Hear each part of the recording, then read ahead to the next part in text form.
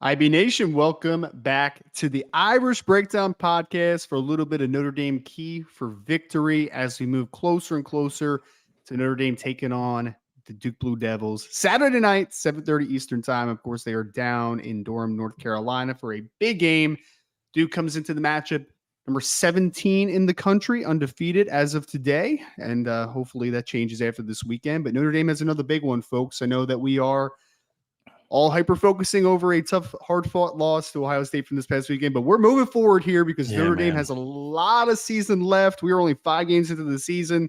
Notre Dame has some very tough ranked opponents that are still on the schedule, and Duke is obviously very much included in it. And Brian, I know when we talked about this one all off season, at the time we talked about this being a trap game, right? And now it's not really a trap anymore. People know who Duke is, especially after their big victory over Clemson 28-3 in their opening game victory. So it's a big one, though, man. Notre Dame needs to get back on track. They have a great opponent. They are away. This is a big one coming for Notre Dame this weekend. Massive. You know, Duke is a good football team, man. We've talked about this. And as I said in my show yesterday, Ryan, they're better than I thought they were going to be. You know, some of the transfers they got in the secondary have made their secondary better. That was one of the weaknesses they had last season was their corner play, and it's been alleviated so far. They've got an excellent defense. Al Blades Jr. has done a really nice job. Miles Jones, Chandler Rivers they I think all three of them have at least 120, 130 snaps. So they rotate all three of them in.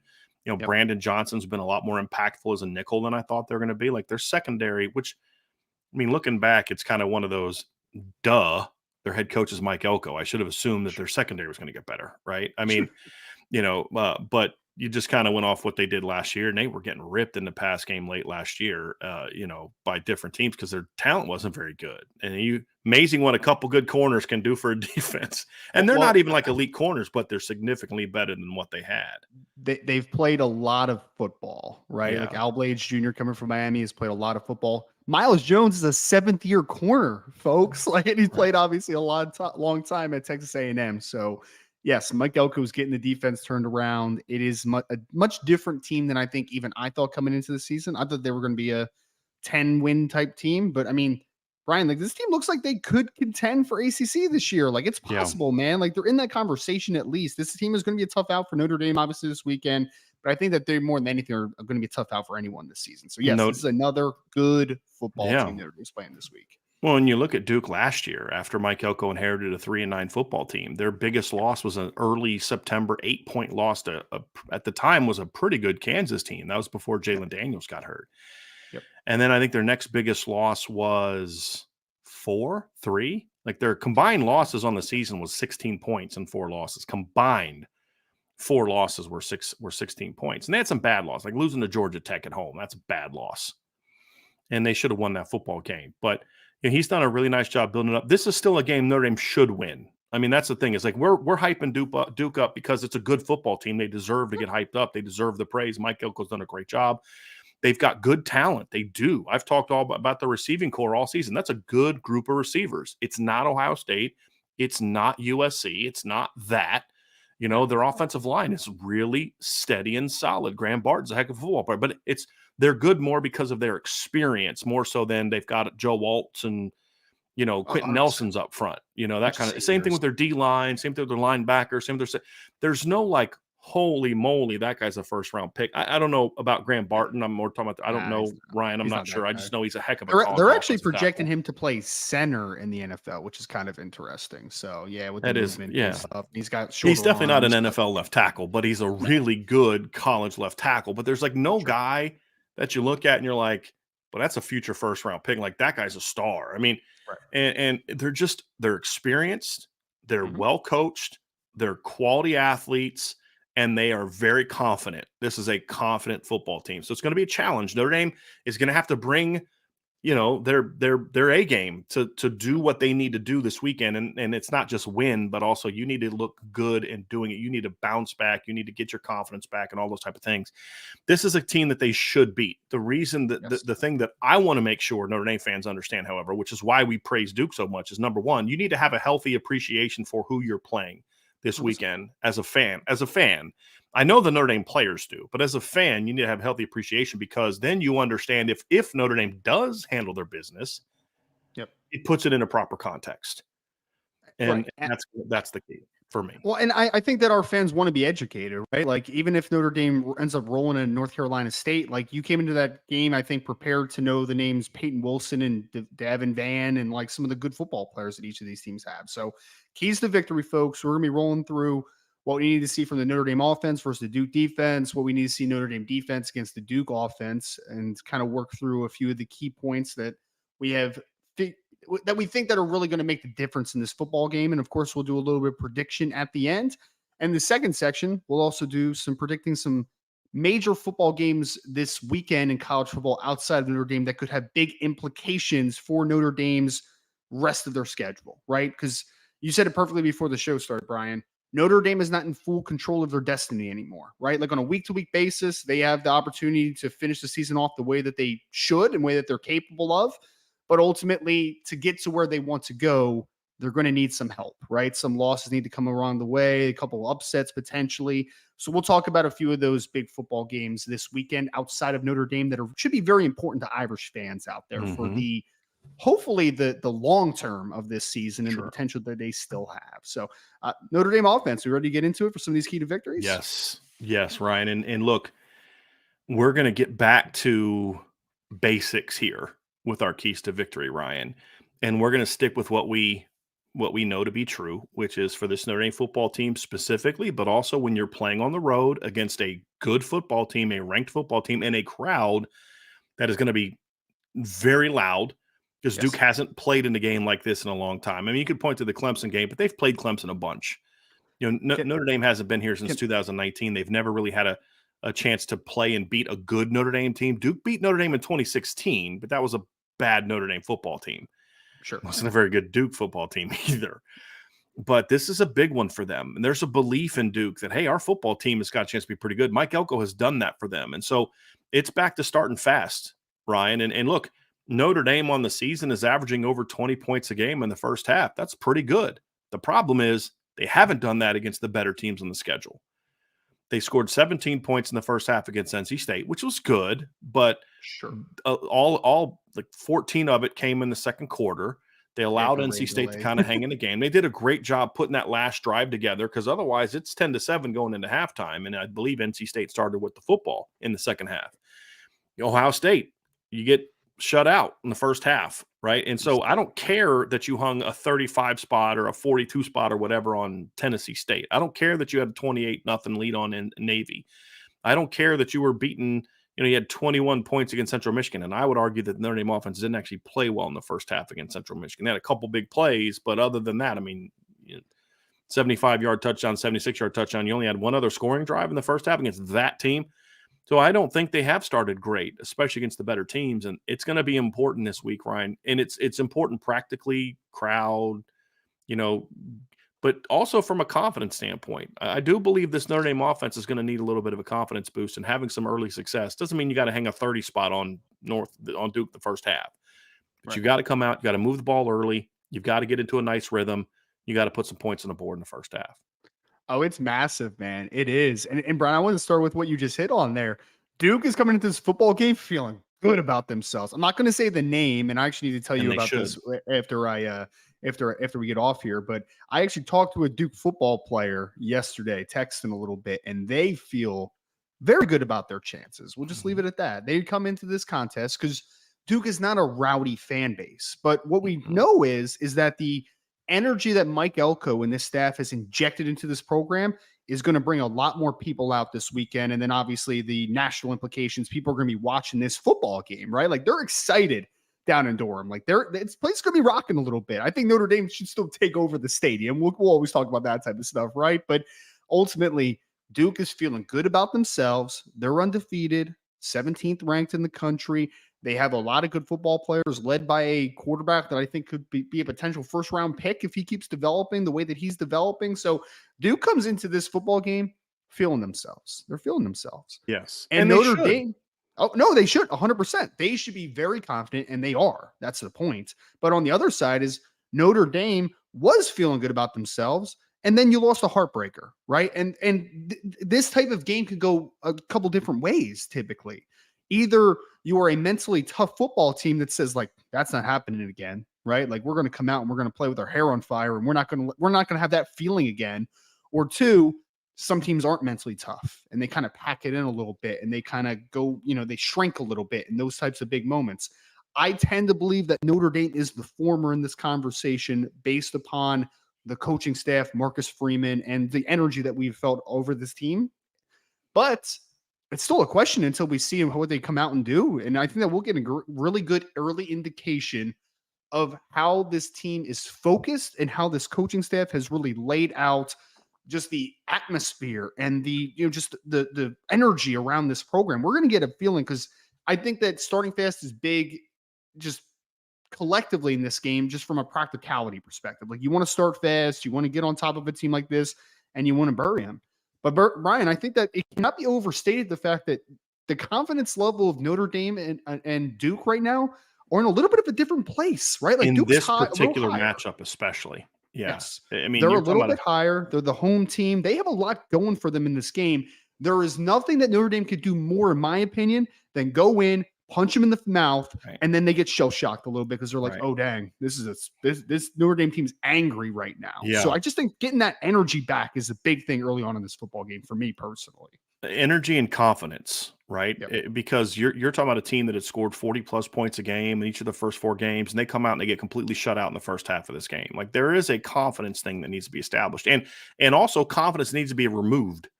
You need to let Duke know early on, hey guys, great start to your year, but we're not Clemson. You know what I mean? Like, we're going to keep this thing. There's a reason we've won, was it 29 now straight games in the ACC, right? This is going to be one that's just, you've got to go out there and do it because the season can fall apart real quick if you lose this game to Duke real quick. And so it's a very important game for Notre Dame. Whatever you think of Duke, this is a very important game for Notre Dame. And not so much because it's like, oh, you win this game and you're in the national championship hunt again. Nope. You're not in the national championship hunt until you play USC and win that game, right? I mean, that's just the reality of it. But it is a very important game in regard to you need to get back on track and build yourself to getting back to being that team and not letting last week get you down because, people talk about, I mean, you lost by a field goal in a game you outplayed a one of the teams that we all have talked to all year about. This is one of those teams, Ohio State. Yes. Well, you're not there yet because they beat you, but you went toe-to-toe with them for 60 minutes. And so you can't allow that loss, as frustrating as it is, to then impact you in future games. And so, derail momentum. right. Yeah. We're hearing all the right things. Oh, they had a great practice. I don't care about that stuff because that's all, to me, that's all spin. It doesn't matter till you get to Saturday and we see what you've got. And I do think this team's going to come to play. I do. I agree. All the things we talked about last week about this team has a different mentality. I still believe all that stuff. And if it goes away just because you lost 1 3-point game to Ohio State, then you weren't ever that team. It was all phony. I don't think it's phony. I think this team is that team. And I do think they're going to respond well, but the offense needs to get going early. They really do. It's a lot easier to contain Riley Leonard when he's down multiple touchdowns and you kind of got to put him into, they got to speed things up and throw the football now. That's when Riley Leonard's going to make mistakes. If you let Duke stay on track and stay on schedule and they can run the ball and they can play field position and they can do all that and they're just waiting on Riley to break a big play either with his arm or his legs, that's how Duke pulls the upset. You want to put this team away, get on them early, and then take Duke out of their game. So that's how the Notre Dame offense can also help the Notre Dame defense. That's also why a fast start matters because you help take some of that pressure off of your defense who carried you for much of the week last week. It's time for you to kind of make it up a little bit to them and say, hey, our bad. That's just the wildest thing because, like, I see fire out Golden, fire out Golden, fire out Golden. I'm like, look, the last series sucked. There was multiple mistakes he made, players made, all that on that last series. But it should have never come to that last series. Yep. They held Ohio State to 10 points up to that point in time. They had just gotten a 4th down stop. They'd stopped Ohio State on 4th down at the goal line. They had done what they needed to do. Offense didn't do what they needed to do. All 3 phases contributed to that loss. Al Golden just isn't liked by some Notre Dame fans, so they're just going to blame him for everything. I understand that. I don't agree with it. I think it's kind of I understand that that's how it is. I still don't understand why he's that It's disliked, but I it's understand that it's it's the misplaced truth. emotions Right. because of that stuff combined with the recruiting stuff that we've talked about in the Right. past. Like, it's just, Right. I think it's built upon it. But I mean, you're right, Brian. Like, I was literally in IB Nation Sports Talk a couple days ago where people were just fire out goal and fire out goal. And I'm like, guys, are we talking about the same team that only gave up Right. 17 points last game Right. and the offense only scored 14 and Right. were shut out in the first half? Are we talking about the same team right here? Right. You should win a game where you only give up 17 or less points 99% of the time. Like, I mean, Especially against a almost team like 100. that. Yes, Right. especially against a team like that. And I think the So fast start matters even more here because you're talking about an offense that was just kind of cruising along, four yeah. straight 40+ point games. And then all of a sudden you play against a really good Ohio State defense. But we know that, like, a lot of critical mistakes in that game. There were a lot of chances Mhm. that weren't taken. There were a lot of You chances that weren't should capitalized have on. scored a Like, lot more points. you should Yeah. have. Like, that's a game that Yeah. you should have scored steadily in the 20s, maybe into the 30s. Like, you had Yep. those many opportunities, in my opinion.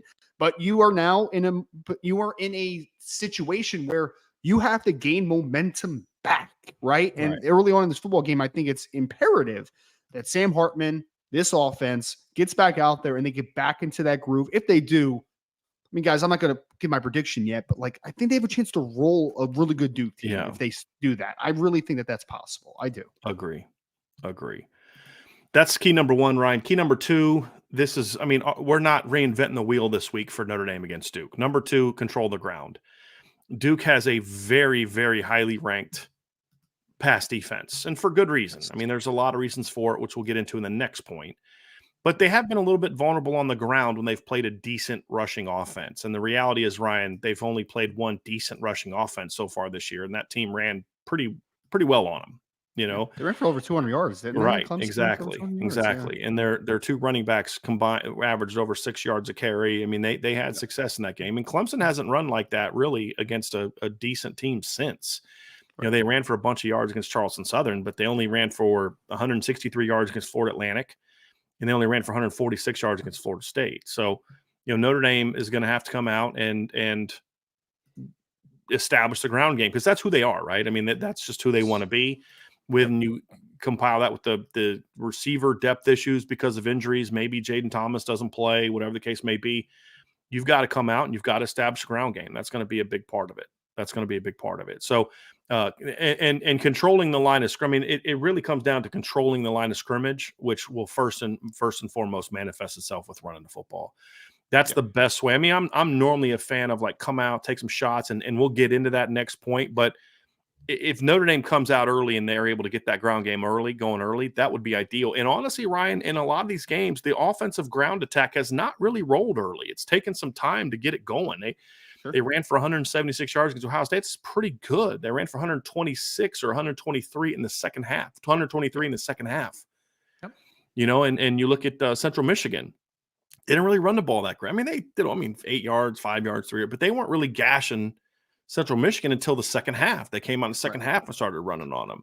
So it ties into that start fast thing, and specifically to their ground game, they're going to have to find ways to get the ground game going earlier than they have. And I don't know what the answer to that is, you know, but they're going to have to find. So I actually, the Central Michigan game to me might be a little bit of a, you know, the one good series they had running the football in the first half was that first series. Because Ohio State, just like NC State, just like Central Michigan, they were saying, we're stopping inside because we know you're going to run right downhill on the first series. They came out against Central Michigan, ran toss, and boom, they got outside of it, you know? And so do some different things to allow Audric to soften that defense up. And then, you know, you can come in with some other things and have some success. Well, Brian, I did a little bit of it. Is that a fly? Did I just see a fly? I'm sorry, man. It's like this little gnat, and I know that Ryan gets distracted easily, so I was like, "Oh man, I got to kill this stupid I just saw your head move, and then I saw a little fly or a gnat, and I was like, "Is that in my room? No, that's not in my room." Yeah. So controlling the ground game. Sorry, controlling the ground game. Well, my matchup articles this week, I talked a lot about in regards to the Duke defense. I talked about neutralizing the defensive line because I think it's very good. And I talked about the secondary, which we'll get into. I didn't talk about the second level of the defense because I don't think it's great for Duke. I think that the linebacker position is not one that's great.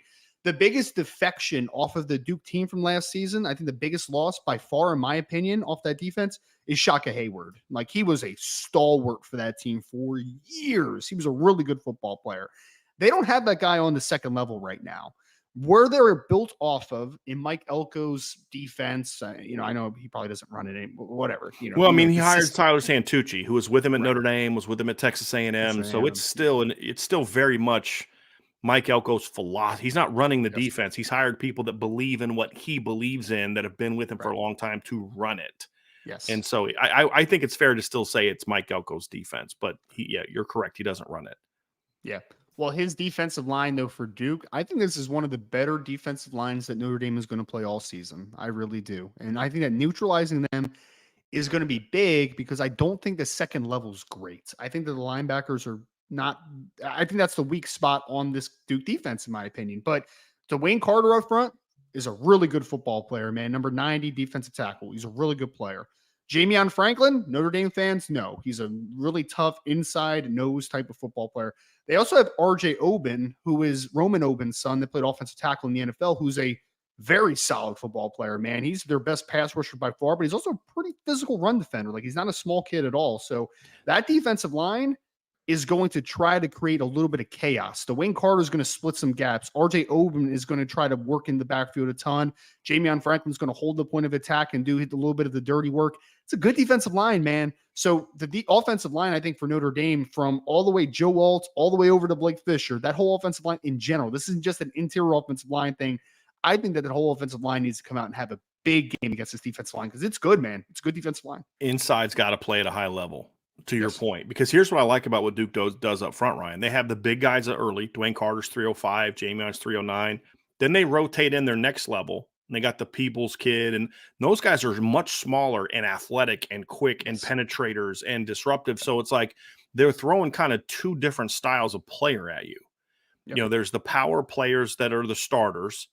And same thing with like RJ Oben. The guy that they bring in after him is more of a quicker, twitchier, and then they start during the game. They don't just have like the first line together and the second line together. After the first couple series, they start mixing and matching those guys in a way that I thought Mike Elko did a great job of at Notre Dame in 2017. And so it gives you a lot to think about. Like, where last week, Ohio State's, all their D tackles were kind of the same guy. And if you can have some success, you're going to be, and I thought the guards played their butts off. I mean, Ohio State's kids made some plays, right? And that's going to happen. I mean, Tyleek Williams played like a man that game. Yeah. But I mean, otherwise, like Notre Dame. But there's a lot of wins they had against. Yeah, but there's a lot of wins they had against him as well. Like, that's going to happen when you play a defense like Ohio State's. They're going to have some wins, but you've got to make sure that you win a lot more than they win, and that happened. And that's why Notre Dame was leaning on Ohio State in the second half. And so this week it's kind of the opposite. They've got different types of guys. They've got the bigger physical kids up, and then they rotate in some more athletic kids. And I like what they do. They can match up with personnel. Hey, you want to go big? You want to go 13 personnel? We can match up with that up front. We can put our big boys on the field and we can match up against that. You want to spread the field, go 10 personnel, 11 personnel? We can match up with that. And with as much as Notre Dame rotates in series, that allows defenses to match with them, because if you rotate, they get a chance to rotate. Yep. And that's why I kind of like the idea of maybe coming out and just maybe a little bit this week. I think it would be good to maybe stick with some of your personnel for a few plays and just kind of have some plans to show some different things within that, then rotate.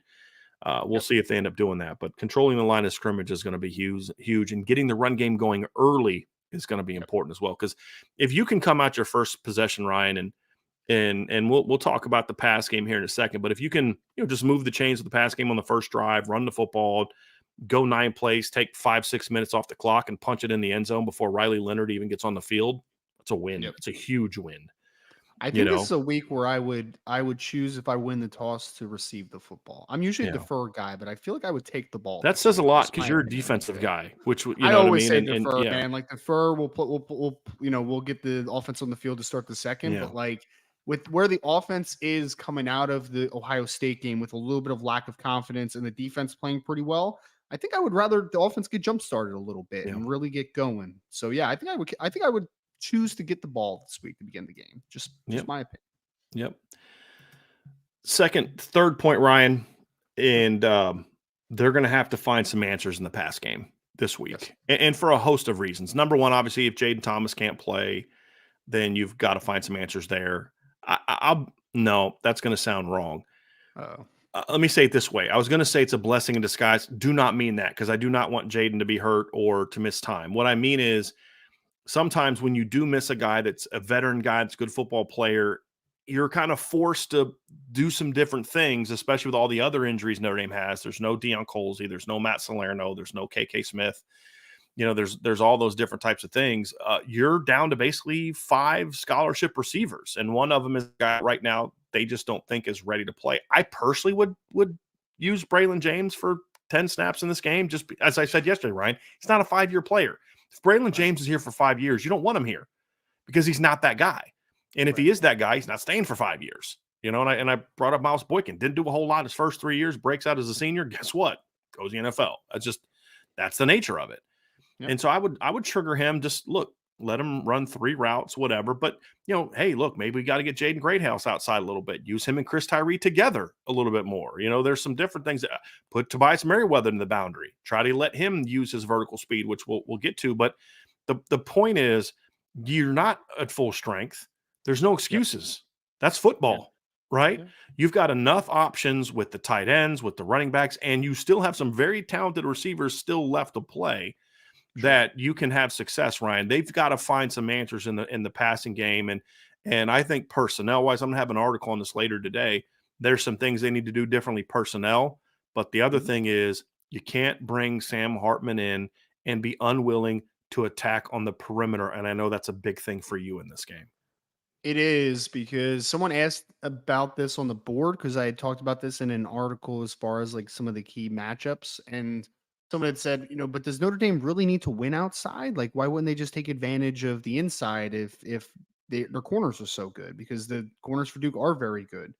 But my point is always this, Brian, is like, we always talk about sustainability, right? And for Notre Dame to be that team that they need to be offensively, I don't think that you can just win off of just playing this bully ball inside game consistently against every team on your schedule. I just don't think, because we've seen that, like, if that's Notre Dame's viewpoints or their message, that there's going to be a game where you're just like, the run game's not getting going now, and then we're uncomfortable to make any plays outside. I really think that condensing Notre Dame is the way to stop Notre Dame. And so for me, it's like, yes, Al Blades Jr. is playing good football, transfer from Miami. Yes, Miles Jones is playing good football, transfer to Texas A&M. By the way, Chandler Rivers might be their best one, in my opinion, as a true sophomore. He's a freshman All-American last year. Really good football player. So they're 3 deep at corner, and that's not even counting Brandon Johnson at nickel, who's a good football player in his own right? So cornerback-wise, they're very good. They are going to try to eliminate everything outside the hashes and to the sideline and just not allow anything outside the numbers to be a quantifiable win for Notre Dame. They're going to try to force you hit tighter windows inside over the middle of the field, try to run the football, but we're going to keep everything in very reduced space. If I'm Notre Dame, honestly, you need to be able to make a couple plays against those corners. You have to. You have to make them feel – you have to make defensively Tyler Santucci and that defensive staff to feel uncomfortable, where it's like, dang, I'm going to have to sneak an extra guy outside. If Tobias Merriweather, or we've got to keep our safeties back instead of triggering them down in the run game. Like Ryan, you could say, well, yeah, their corners are good, but if you're just going to completely ignore a part of the field against Duke, then you're just basically saying we're a 9-3, 10-2 football team. If we can't beat Duke's corners, what are we doing here? And some of it's about trusting your personnel. Some of it's about scheme. There's some other things you can do.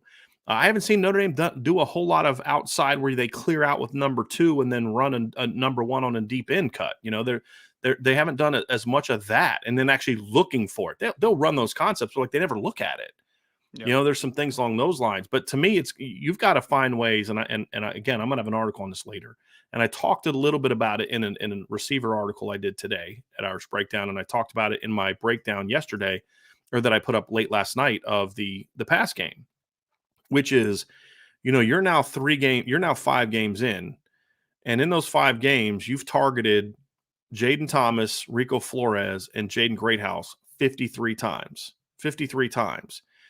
which is, I mean, to a degree, you understand that they have 474 yards on 53 targets, and they have caught a combined, let's see, 22, 34 passes. And so when you look at it, you say, hey, look, they're good football players. They are. They deserve to be targeted. They're volume guys more.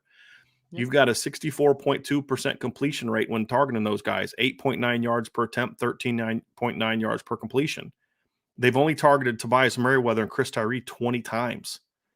But in those 20 attempts, they're completing 80% of their throws. They're averaging 19.9 yards per target and 24.8 yards per completion.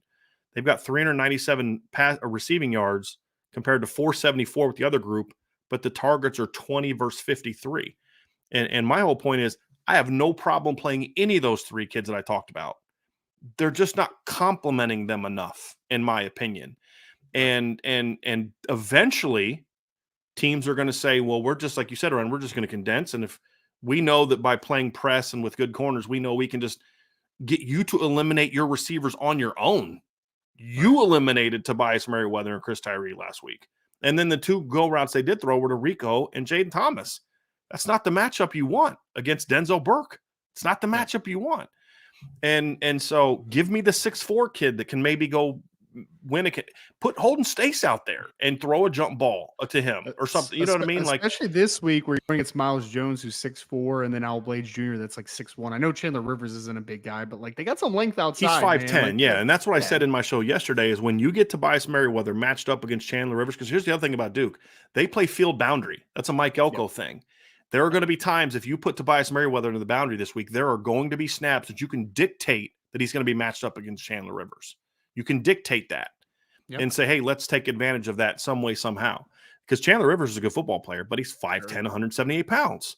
You know, to your point. So there are things they need to do personnel-wise, in my opinion, to free that up. There's coaching things. Chancey Stuckey's got to get that group better at getting off the ball. Because right now, teams are going to say, we're going to come beat up their outside receivers, and then if we do that, we know that Notre Dame will take them out of the game themselves. Sure. And you might be able to beat Duke doing that, maybe.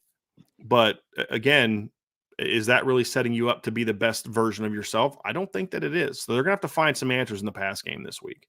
And you've seen flashes of the releases being really good at Notre Dame at times. You know, like I remember like the Jaden Greathouse touchdown in the opening game. That was a great release. Rico had a really nice release this past game. You know, like there have been moments. Jaden Thomas had one, I think, in the second or third game where it was just like he kind of left the guy in the dust as a that was against Central Michigan. Moments. Yeah. Right. I mean, that was against CMU. Tobias against Central Michigan, too. His release on that long touchdown was fantastic. And that was their best corner. I mean, yeah, that was Dante Kent.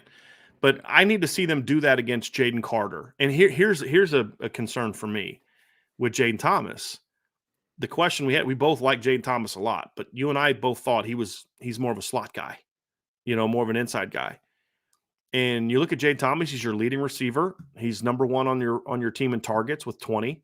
Next is Rico Flores. He leads your team in receptions. He's second in receiving yards. Here's the problem. He's had one catch for 7 yards on 7 targets against NC State and Duke combined. That's a problem, right? That because you're going to face more of those type of teams from here on out than you will Central Michigans and Navies and Tennessee States. It's a problem. So you've got to figure, okay, are we not using Jaden effectively? Are we not asking him to do things he's good at? Are we not putting him in position to be effective in those games? That's a problem, you know. And then, you know, when I talked about this, now Jaden Greathouse didn't none of those guys did anything against NC State. Jaden Thomas, Jaden Greathouse, Rico Flores group. Jaden Greathouse had that great touchdown reception, but it was a shorter throw. But he had 3 catches for 13 yards in that game. And Jaden Thomas had no catches in that game. Well, and then you look at it and you look at Tobias Merriweather and Chris Tyree, and they had 110 receiving yards on 2 catches in that game. You know, and then Chris Tyree had another catch in that game. Tobias had another catch in that game called back. They're always going to get more volume. Those guys are going to get more volume. They're volume players. We've talked about this. But you've got to start doing more to get your impact guys the football more. You need to it's always going to be somewhat like this, but you've got to get a little bit more here in your usage. and you've got to figure out ways. How can we get these guys more free if we're getting broken up? Do we do more motion? Do we do different Runs. things where we stack more, where we do different things more? There's I would things love you to have to look see. at. I would love to see them run some more variation off of their mesh concepts as well. Cause like I feel Yeah. like every time they run mesh, something good happens, man. Like it Yeah. feels like it. So like now let's run some different stuff, right? Like some mesh spot or some a wheel off the mesh. Like, can we Right. get something a little bit more creative? Because Right.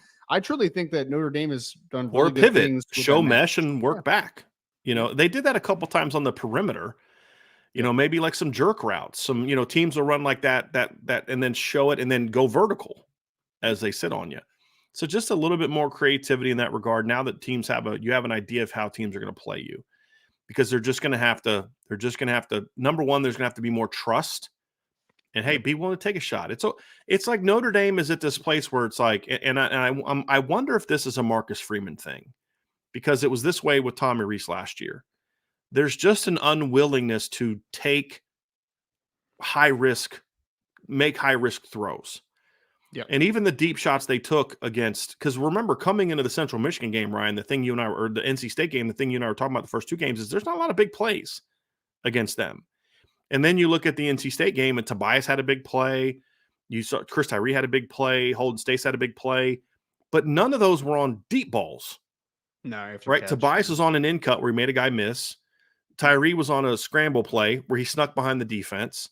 Holden Stace was on a little slide route where he caught the ball like a yard down past line of scrimmage. Yeah, they threw the ball deep against Central Michigan. And you and I talked about before the game, that's not a very good secondary. Right? So don't do those things against Central Michigan and then completely avoid them in other games. You've got to be willing to say, hey, look, it's okay if we throw an incomplete pass. We have a great rushing attack. We have a great quarterback. We've got really good tight ends. If we throw an incomplete pass on 1st and 10, it's okay, because we can come back and get 6 or 7 on a run game on the next play, or we can get to a tight end, or we can do something where we can get those yards back. You have to be willing to be a little bit more aggressive. You have to be willing to say it's okay to throw an incomplete pass. You don't have to complete 80% of your throws. Take some shots and kind of get that thing a little bit here. That's going to be the big key. So they're just going to have to find more ways to create big plays. And somebody's like, Tobias was in the slot. Who cares? We're not saying make big plays. I don't care where the F he lines up. Make big plays. If you have to put a guy in the slot to make a big play, then put him in the slot to make a big play. It's like, what are you talking about here? They need big plays. They need to generate more plays in the pass game. Doesn't count Simple as less that. or more on the scoreboard if it comes from the slot or the outside, right? I don't give a crap. I don't care if he's playing X, Z. I don't care. Good team. Look, what did we say before the Ohio State game? They're going to figure out ways to get Emeka and Marvin in the slot and away from the corners. Did we not say that? What did Emeka do outside against Notre Dame? Nothing. Did he even play outside? Nothing. I didn't even see him play outside. He caught, I think, one pass outside. Nothing. It all came in the slot. That's what good teams do. Hey, these corners are freaking studs, right? We're going to have a hard time. So do I just beat my head against the wall trying to have success against them? Or maybe I can move them around and put them in a more favorable matchup. Imagine that, right? That's called good coaching. Right. I mean, we saw how many plays was Marvin Harrison playing inside in that football game, though he didn't have a great game, right? As far as like getting banged up and stuff. Like, yeah, you move your best players around. It's like to dictate matchups. That's all. Right. And you have to be able to win success. And to your point, you've got to be able to find ways to win on the outside. Yes. You have to. Yes. How many big plays have they made on the outside of the Central Michigan game? Because you had the 42-yarder to Rico. You had the 75-yard touchdown to Tobias. Yep. How many other big plays made on the outside? It's just been a bunch of sticks and that type of stuff. Like, it hasn't been big plays. Yeah. No. Right. It's like you have to be willing to take some chances. Moving the chain type of stuff. Yeah. Yeah. You have to be willing to take some chances. And that's why I'm wondering if this is a Marcus Freeman thing. I really am. Because, Ryan, I'm sitting here in practice watching some of these things. I'm thinking, these things we're seeing in practice, we're not seeing on Saturday. Like, why? I mean, we're even seeing, like, I remember practice film, Brian, of like, I mean, Braylon James was almost uncoverable running deep in some of those practices, where it's just like you just can't counteract that speed. So, I mean, I've been on that train for a few games. It's like I don't need to see Braylon James 20+ snaps a game right now, but like Right. couple, right? Like a couple snaps where you're like, that speed's different, man. I mean, Right. If you know you're that's going to get what a cover one and just say, hey, man, we're yeah. going to have Tobias running the go route on the outside and Braylon on the go and just be willing to let her go. The one positive to the injuries right now for Notre Dame is that it might force the hand of playing a little bit more speed in certain Yeah. You have situations, to. right? Tyree, Merriweather, stuff of pure availability at this But of point. course, Ryan, what they'll probably do Yeah. is they'll probably play 12 personnel 75% of the game. Yeah. Or they'll put Mitchell Evans into the boundary outside or something where I'm just like, Right. okay, cool, cool. So we'll see if they do it, but they're going to need to do it. And again, if we were just talking about this after the Ohio State game, I can't stand that hindsight 2020 stuff. But we've been talking about this for a little bit, right? That's why the Central Michigan game was encouraging because they finally took some go shots. And then it's like, okay, we just did it against a team that sucks. You haven't done it against anybody else. And again, it's about using your personnel wisely. I am sorry, Jaden Thomas can do a lot of good things on the football field. I'm not asking him to go win a one-on-one against Denzel Burke. Yeah. Because he's not that kind of release guy. He's just not against a corner like that. I'm not asking Rico Flores to win vertical against Denzel Burke, and I'm not going to allow Tobias Merriweather to do that. I'd even put Holden Stace out there and let him run vertical and throw a back shoulder. Somebody asked in the chat, have they thrown a 50-50 ball this season? Well, kind of. It's just Sam Hartman has dropped him over the top and perfectly, and they haven't needed to do that. There's been a couple times, where it's there. It's like just throw it high and on the back shoulder. Let your guy go get it.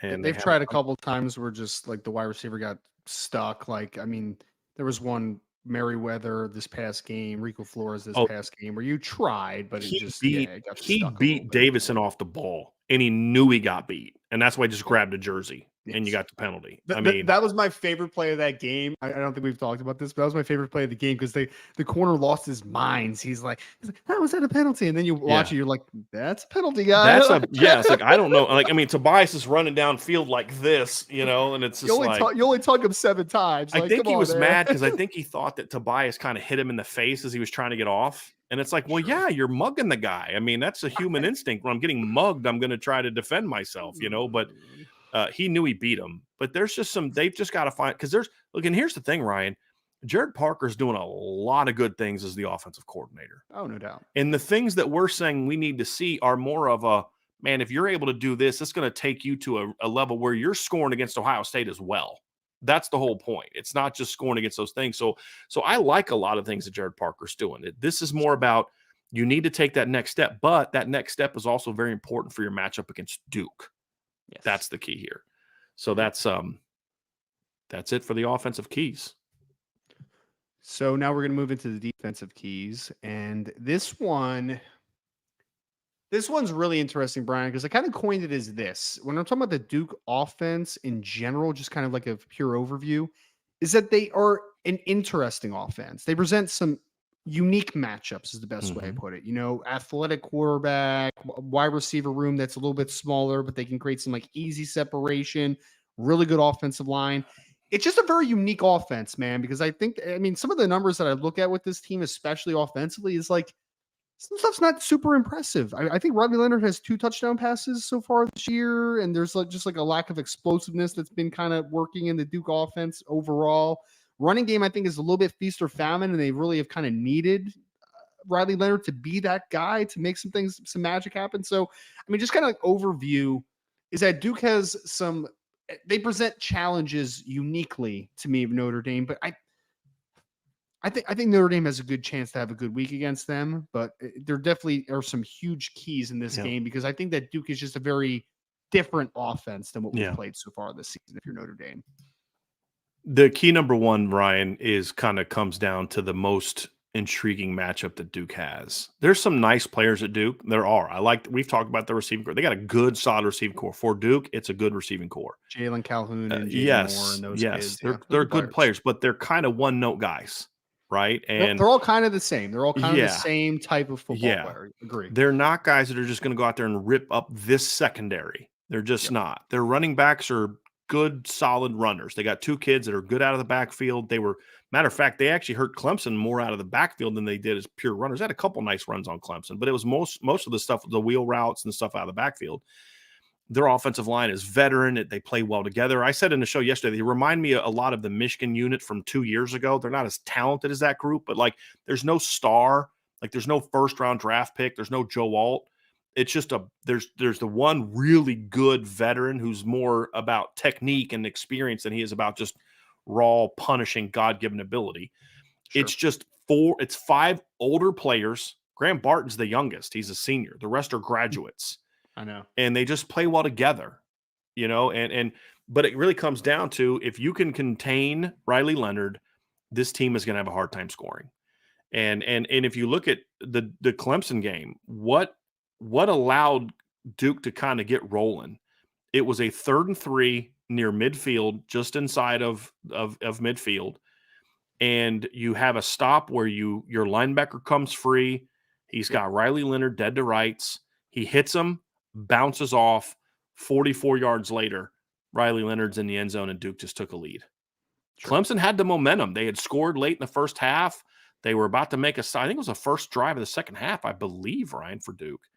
And they just took it all away because you couldn't stop Riley Leonard on a play where you had him. And that kind of ties into to me, points 1 and 2 go together, Ryan, because one way to stop Riley Leonard or to contain Riley Leonard is you've got to be sound. You've got to be gap sound. You've got to tackle well. You can't have blown coverages. You can't let those receivers get free because you didn't handle a mesh well or a levels well and you just let a guy run free. That's what killed Clemson. It was it was turning a back loose on a wheel route. It was turning a receiver loose over the middle where you didn't cover the mesh well. It was missing Riley Leonard in space. It was a bad gap fit that allowed that running back on that one cutback run. You just vacated a backside gap and he just cuts it backside and doesn't get touched. And you've got to play sound football. Because Notre Dame has the athletes to keep Riley Leonard in check to a degree. They have to play sound football. He's going to make his plays, Ryan. He's too good not to make his plays. But you've got to be sound and not let the other guys beat you. And that's going to make it easier to keep him in check, in my opinion. So for Duke's offense, I don't think there's any player offensively that I would call dynamic outside of Riley Leonard, in my opinion. Like Jordan Waters is a good running back, good downhill kid. If you make a mistake in a gap, he can create a good play. Jalen Calhoun is your kind of short slot receiver that can create some easy underneath separation, but like the more further you get down the field, the less effective he becomes. It's kind of the same thing with Jordan Moore and a couple of those other receivers that they have. Riley Leonard's the playmaker. I mean, he's the guy. And it's funny because I think that, the preconceived notion sometimes of people is that you see Riley Leonard as a 6'4" white quarterback and you immediately go, that kid's probably a pocket passer, right? And it's like, he can do that. But also, guys, the kid was a really, really good high school basketball player. He's a legitimate athlete, man. Like he can move. I guarantee he runs in the 4.6s whenever he comes out of college to go into the NFL. Like he's quick too, Ryan. Really he's not just fast, but he's very elusive. He's very shifty. Long strides too, man. He can eat up some grass. That kid is the one where if you ask me who's the one kid that you can't let beat you dynamically, right? A guy that can create a big play. It's Riley Leonard for Duke. Like it's easy. I mean, we've seen it. You literally saw against Clemson. You hadn't did to rights. You miss a tackle or two, and then he's off to the races for a 40+ yard touchdown. And there was a couple plays where he throws the ball away on plays where it should have been sacks. Yes, it's that type of stuff too. You know what it reminds me of, Brian? You remember in 2018 when they played Clemson in the playoff where it was like Trevor Lawrence, I don't think, ran them much against Notre Dame that day. But how many sacks should they have had on Trevor Lawrence that day? And he just kept shaking off and getting out of the pocket. You're just like, dang, man, so close. Caleb Williams last year, another example where they should have had 7 sacks on Caleb Williams last year. And I think they had like 1. Riley presents that. Man. And the thing I like about him too, Ryan, is he's played well against the better teams this season, right? I mean, he in against Lafayette, he has 13 rushing yards, no touchdowns. Against Connecticut, four carries, 30 yards, 1 touchdown. Not doesn't do a whole lot. Clemson, 8 carries, 98 yards, a touchdown. Northwestern, 13 carries, 97 yards, and 2 touchdowns. Yes. You go back to last year against UCF in the bowl game, 10 carries, 63 yards, 2 touchdowns. Miami last year. He led them in rushing last year. He almost had 700 yards last year. Against Miami last year, that big road win. He had 3 rushing touchdowns, 61 yards rushing, at 130 in a very competitive loss to North Carolina. last season. So in the games where they've needed this kid to put this team on his shoulders, he's shown the ability to do that. And you cannot let him do that, because if you can contain him, it's this. I mean, it really is this simple. You keep him in check, Duke has no chance in this game, in my opinion. None. Now, the thing is, that's easy to say, easy strategy.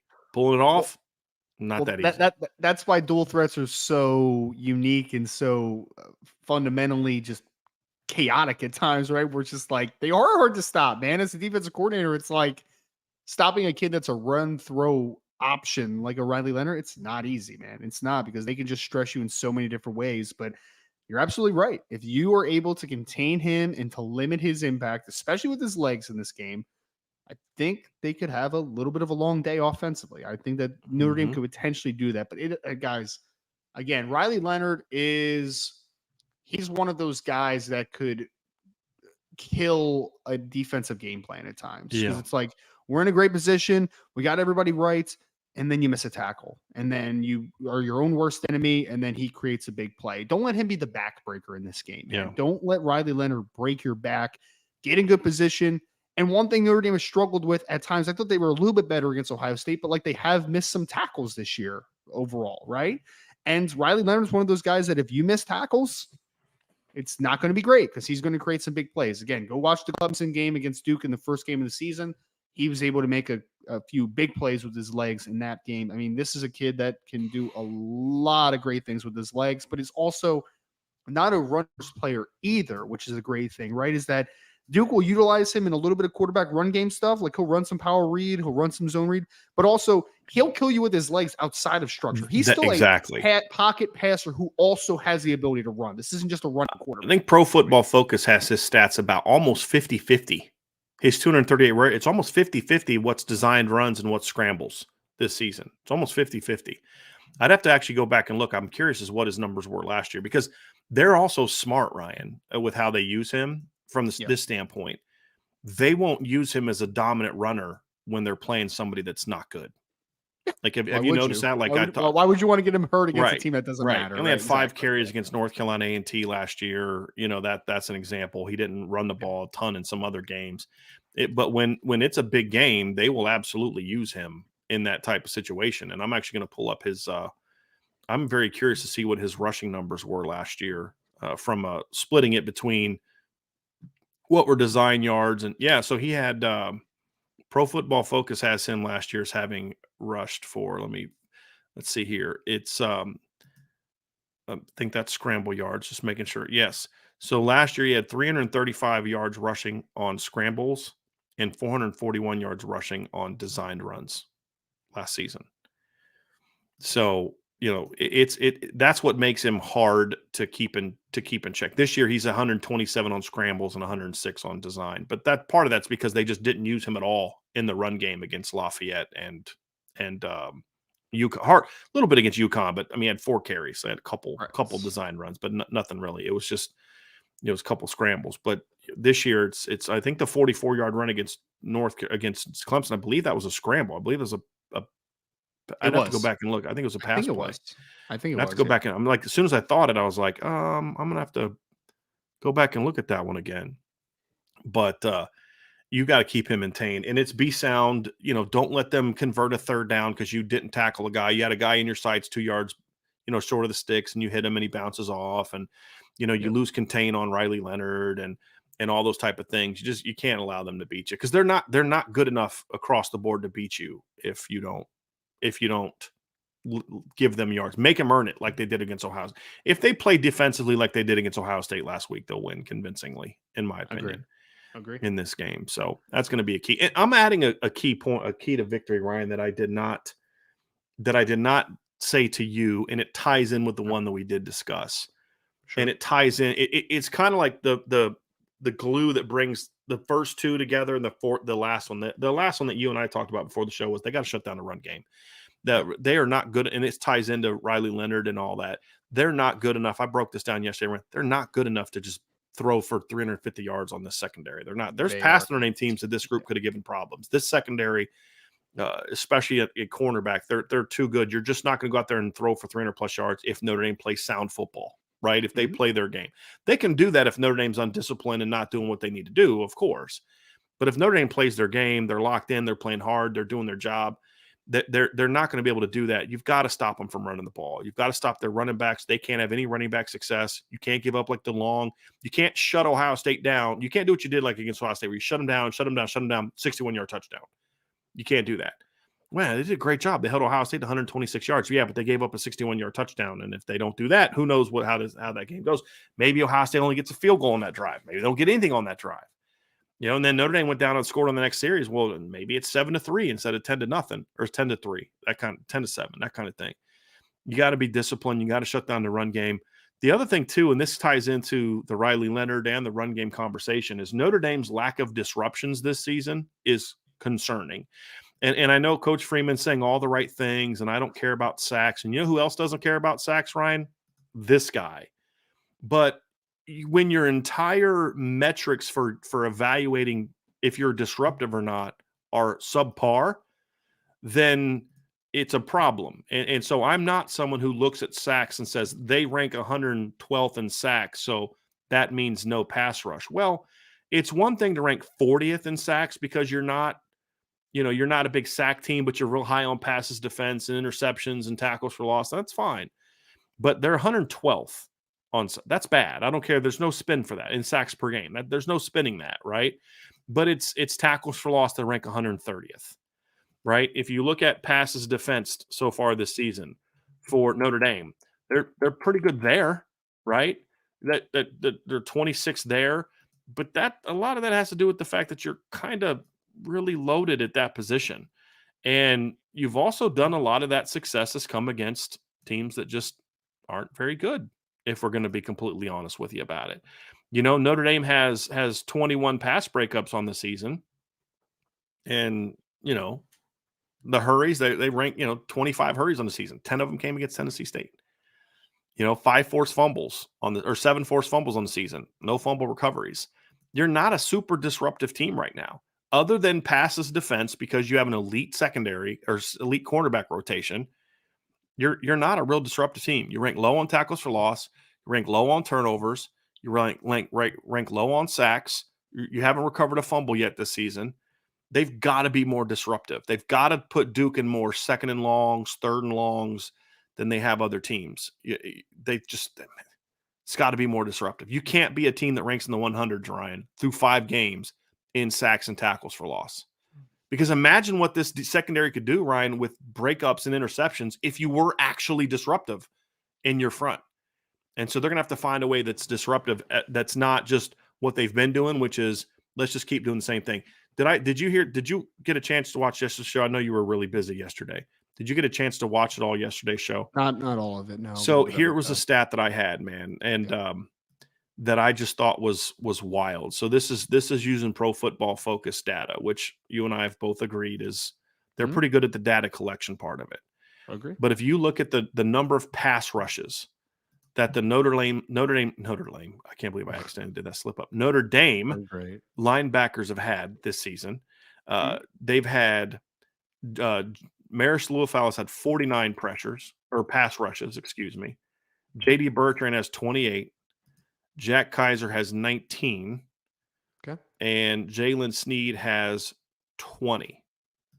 So Notre Dame has blitzed a linebacker 116 times. Now, some of those are 2 guys blitzing at the same time. Sure. And in that period, they have gotten a total of 11 hits on the quarterback. 12. Mm-hmm. Either hits or sacks on the quarterback. So, that's one every 10? 1 every 9 times you blitz, you're getting a hit on the quarterback. That's a really bad success rate when it comes to getting home on linebacker pressures. So here's a thought. Maybe you don't do that all the time as much because now teams know it's coming and their entire protection scheme is built around that.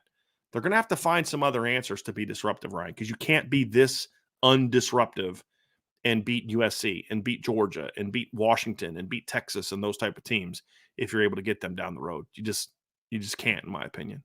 It's kind of wild to think about how good Notre Dame's defense has been when you consider the fact that they don't create a lot of negatives. Isn't that weird? Because like Yes. you could say like, yeah, beat up on some bad teams, but like you just held Ohio State to 17 points as Right. well. So like it wasn't like it hasn't been against no Right. good teams. You know what I mean? Right. So yeah, man. I think that for me, it's like yeah, The question is, Ryan, is this is to me, it's not sustainable. As the schedule ramps up, it's not sustainable to be this effective when you're not disruptive. And again, the perfect example is the Ohio State game. yeah, Even with the 3rd and 19 that came off the intentional grounding, you still allowed them to convert 3rd and 10, 4th and 7, 3rd and 19 because when it really mattered most, you couldn't get pressure on the quarterback. sure. And that's to me, that's the thing. And even though you shut down Ohio State, they still had 3 drives end in Notre Dame territory with no points. They were a lot like Notre Dame. They moved the ball, they just couldn't put it in the end zone. I think what really makes it unsustainable, in my opinion, is the fact that you haven't been a great tackling team, right? If you were a team that is just trying to keep everything in front of you and blitzing, it can work if you're really good in space, right? Where you don't miss a ton of tackles because it's like the Brandon Staley when he was with the LA Rams and now he's with the Chargers. Like that was his philosophy, right? Like we're going to keep everything in front of us and we're just going to try to be disruptive, but not necessarily. It's a bend but don't break type of system.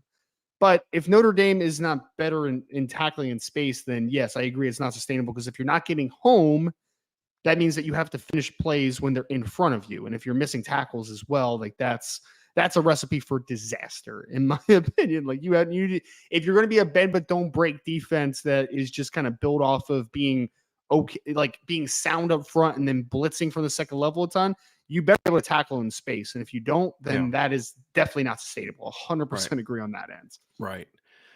So it's gonna have to be there, and in this game especially, it'd be a great way to put this team away early. Is if you can Yes. start. It's got to happen, and they've got to find ways. And it's not even about sacks. I've made this case how many times, Ryan? What's the statistic that I put more emphasis on when it comes to disruptions? Pressure rate. Yeah. But it's tackles for loss in the run Yeah. game. It's ball disruptions. Passes, defense, interceptions. That's actually been a pretty good part of it where why they've been able to force so many incompletions is because you do have a lot of those type of plays. And that's my whole point. Is imagine what you could do if you actually, were able to make some of those plays. I mean, Benjamin Morrison and Cam Hart have 7 pass breakups already. They haven't been targeted that much to have 7 pass breakups. You know what I mean? Like, it's really I'll say this, Ryan. I don't think people realize just how good Cam Hart and Benjamin Morrison have been so far this season. I really don't. And Benjamin Morrison's been great. Yeah. He's given up 8 completions on 18 targets, 44.1 yards per attempt, according to Pro Football Focus. I actually think it's better than that because there's a couple plays where they give like no cover plays. It's just thrown to his side that he closes on as targets. It's actually been a little better than that. I'm going to have some statistics over the next week where I'm going to put that out. But Cam Hart's given up 4 completions on 13 attempts. In 5 games, the Notre Dame cornerbacks have given up 12 completions on 31 attempts. They've only given up 149 yards on the season. Like, that's not a lot of attempts. And yet they have 7 pass breakups between the two of them this season. Like, that's an exceptional. I mean, 1 of every 4 passes that teams try to throw on those guys, they break. Actually, it's better than that because Benjamin has a pick. It's a little over 1 every 4 passes gets either picked off or broken up when they try to throw in those corners. That's outstanding. That's really outstanding. So yeah, they're gonna have to play better, man. They're gonna have to be more disruptive, and yeah, we'll see if they're able to do it. So that's the keys to victory, Ryan. Special teams, just make your freaking kicks. I mean, I'm setting the bar super low this week. Just make your kicks. Bryce That's McPherson, it. keep doing your thing, and let's Right. be consistent as a field goal unit team. Yeah. Yes, I agree. And stop trying to get cute in coverage on kick coverage. Just kick the stupid thing out of bounds. And you got a defense giving up 260 yards a game. Don't give teams short fields. Make them go 75 yards every time. Because if they do, Ryan, they're not going to score a lot on this defense. They're not. Don't get cute. Let them break a kick return back. Just kick the flipping thing out of the end zone. you know, and make them let's go. let Spencer Schrader make like 3 or 4 in a row before I start hearing about how far he kicked the ball again, please. Like Seriously. I just want to Seriously. see some I field don't goals. I don't made for care. Then here's what you do. The next time you are attempting a 42-yard field goal, take like 3 straight delay a game so you can kick a 57-yarder and maybe make it. I mean, you know what I mean? Like, it's like, I Yeah. don't care about the distance. Make the kicks, Yes. right? Make the kicks. So That's it. that's my keys to victory for special teams. Don't get cute. Make them go on long drives and make your kicks. That's it. Especially against Duke, because I mean, especially keeping it to longer fields for them, because they're not an explosive team, Right. right? They need to be they need to have plenty of plays in order to move the football. So keeping it to Right. long drives would be very beneficial for this game. 100%. Right. Right. Because Duke's had 5 gains this year of over 30 yards in the run game, which is Yep. pretty good. But they only have 2 in the pass game. So overall, they're not a real good big play team. They've only had 7 plays of 30 yards or more, and almost all of that, at least half of that, came against Clemson. And they were on busted plays, right? So Yeah. that kind of goes back to what you and I talked about earlier. It was mistakes as opposed to Duke. Wow, I mean, look, Kevin Johns called those nice plays to attack the Clemson blitzes, and guys got turned loose. I'm not trying to take anything away from Duke. That was nice calls, but it's like, that's because you made a mistake. It's not guys going out there and just making crazy plays on guys, and that's the key to me. So that's going to do it for the keys to victory round. We're going to do our predictions next, but before we head over to predictions, folks, hit that like button, hit the subscribe button, hit the notification bell, share this podcast. We would greatly appreciate that. And if you have not done so, please sign up for the message board at boards.irishbreakdown.com, and we can continue some of these conversations about the stats and the data and these type of things on the message board. So we're going to make our predictions for Notre Dame against Duke. It is that time, Ryan. And we're going to do what we normally do. We'll make a score prediction and then talk about how we see the game being played. Then after we do that, talk about that. We'll hand out some game balls, talk about potential storylines if our predictions come true. And then we're going to talk a little bit at the end about some of the games that Notre Dame fans need to keep an eye on this weekend. So Ryan, let's first begin. Mr. Roberts, as we always do, you get a chance to go first. What is your score prediction for Saturday, and how do you see the game playing out? I think it's 37-20 Notre Dame over Duke. Guys, look, I said this to begin this show, but there's 2 realities that I think could ensue this weekend. One is that this is a really mentally tough team that is just built off of toughness, and a team that really understands that like the next step is the most important step. Or they're a team that is mentally going to be crippled from playing against a good Ohio State team, but losing a heartbreaker in the end. I think that those games can go either way sometimes. I tend to think it's going to be the former. I think this is a mentally tough team. I think that they are built to last is kind of the best way to put it here. So I think that 37-20 in a game that I think actually is a little bit more one-sided than 37-20 ends up being, right? Like I think that Notre Dame could start fast, could front run the entirety of the game. Duke's going to make a couple plays here and there to make this game a little bit more interesting.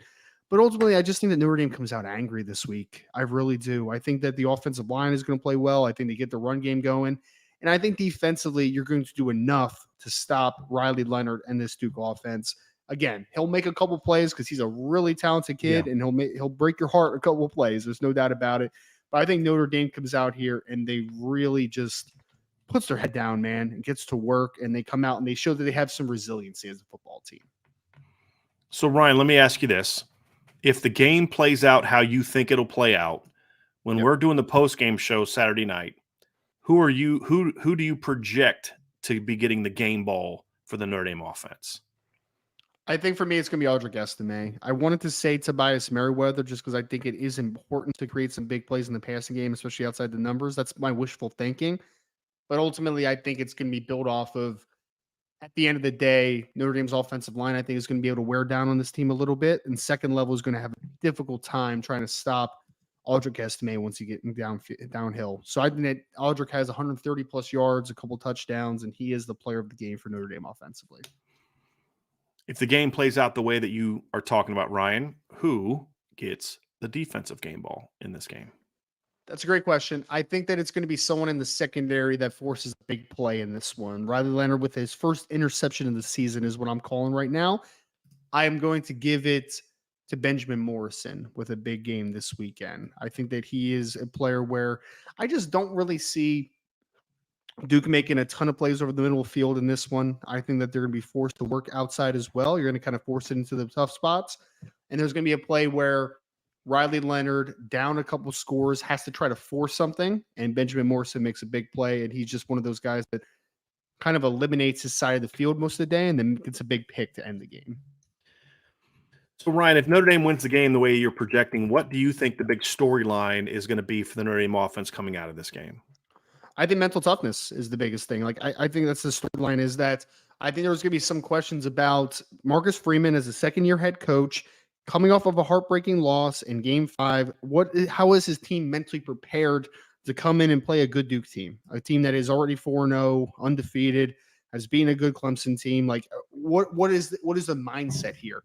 I think Notre Dame is going to show that they were a physically tough, durable football team. I think that that's going to be the biggest storyline is that they are just a mentally tough team when it's all said and done.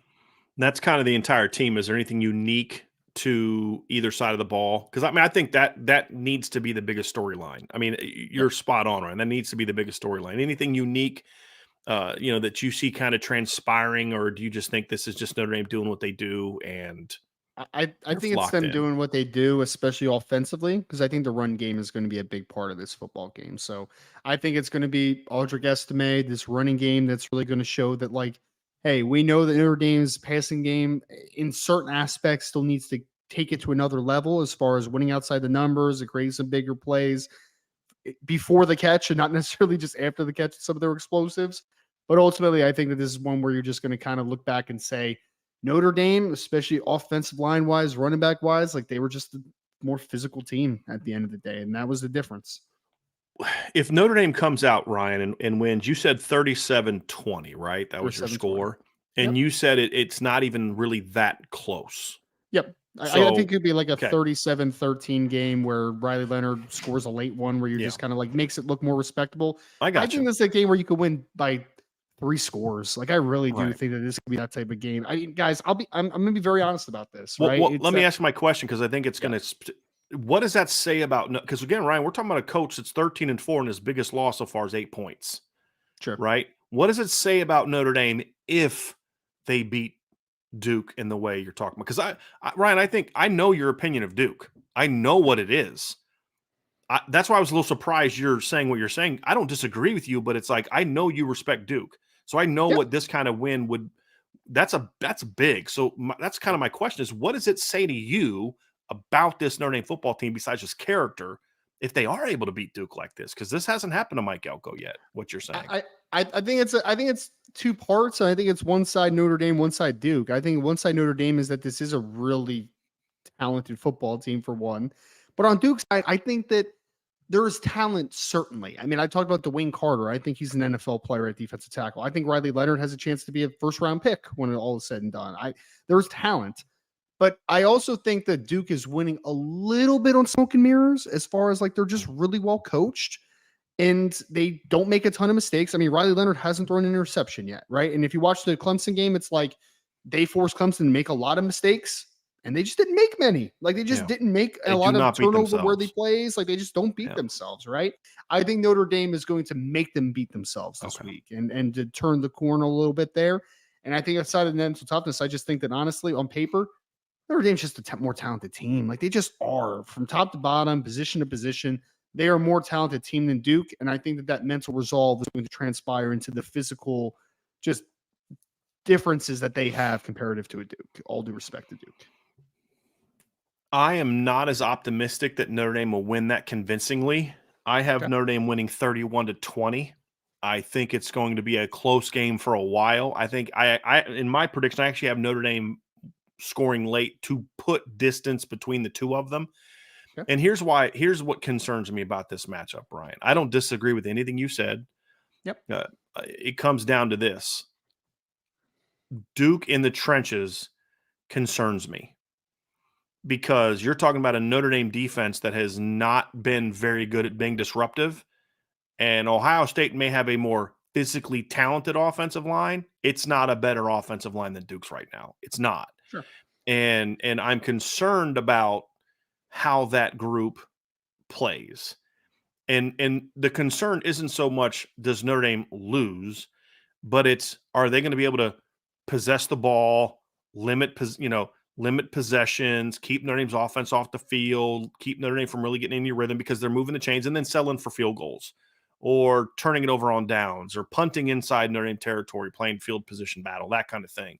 And then when you look at the Notre Dame offense, this is a bigger physical defensive line. I think Notre Dame matches up pretty well against that. That's not the kind of D-line that I'm overly concerned about. But it's, can you then go make the big plays you need to in the back end? Because Mike Elko knows what this Notre Dame offensive line is capable of.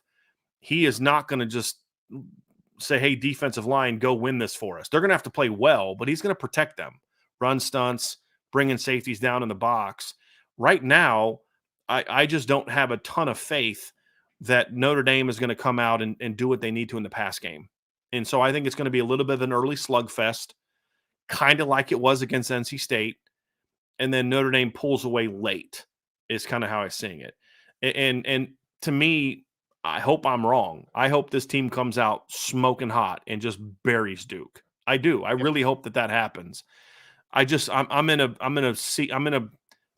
Last week scarred me, Ryan, because it's very much I know what this team is capable of, but I feel like there's still some things holding it back when they're playing better competition. And I need to see this team because they're not great on offense, but like they're definitely better than NC State. Right. And and this team isn't as vulnerable to the big plays the way that NC State is. If you take away the big plays from Notre Dame against NC State, that's a 20-17 ball game, 24-17 ball game. Can they make those big plays against Duke? I need to see it. And if they do, I'll feel great about it. And I'll get to that here in a second. But if the game goes the way that I plan it, or the way that I think it's going to go, I'm one of the running backs is going to be the player of the game, whether it's Audric, whether it's Jadarian Price or Jeremiah Love coming off the bench with a big run, something like that. I could see it being a tight end. I'm going to go with one of the backs. I hope I hope my prediction for player of the game is completely dead wrong. I hope it's either Sam Hartman or one of the receivers. That's what I hope the player of the game is. And it's not that I don't think Sam Hartman can do it. I think if Notre Dame allowed Sam Hartman to turn it up a little bit more throwing the football in one of these games, that he would rip people up. I mean, the guy's thrown for over 300 yards, and he's, seven touchdowns. He's had 8 touchdowns against Duke the last 2 years. He threw for over 300 against this defense last year, put over 30 points on the board.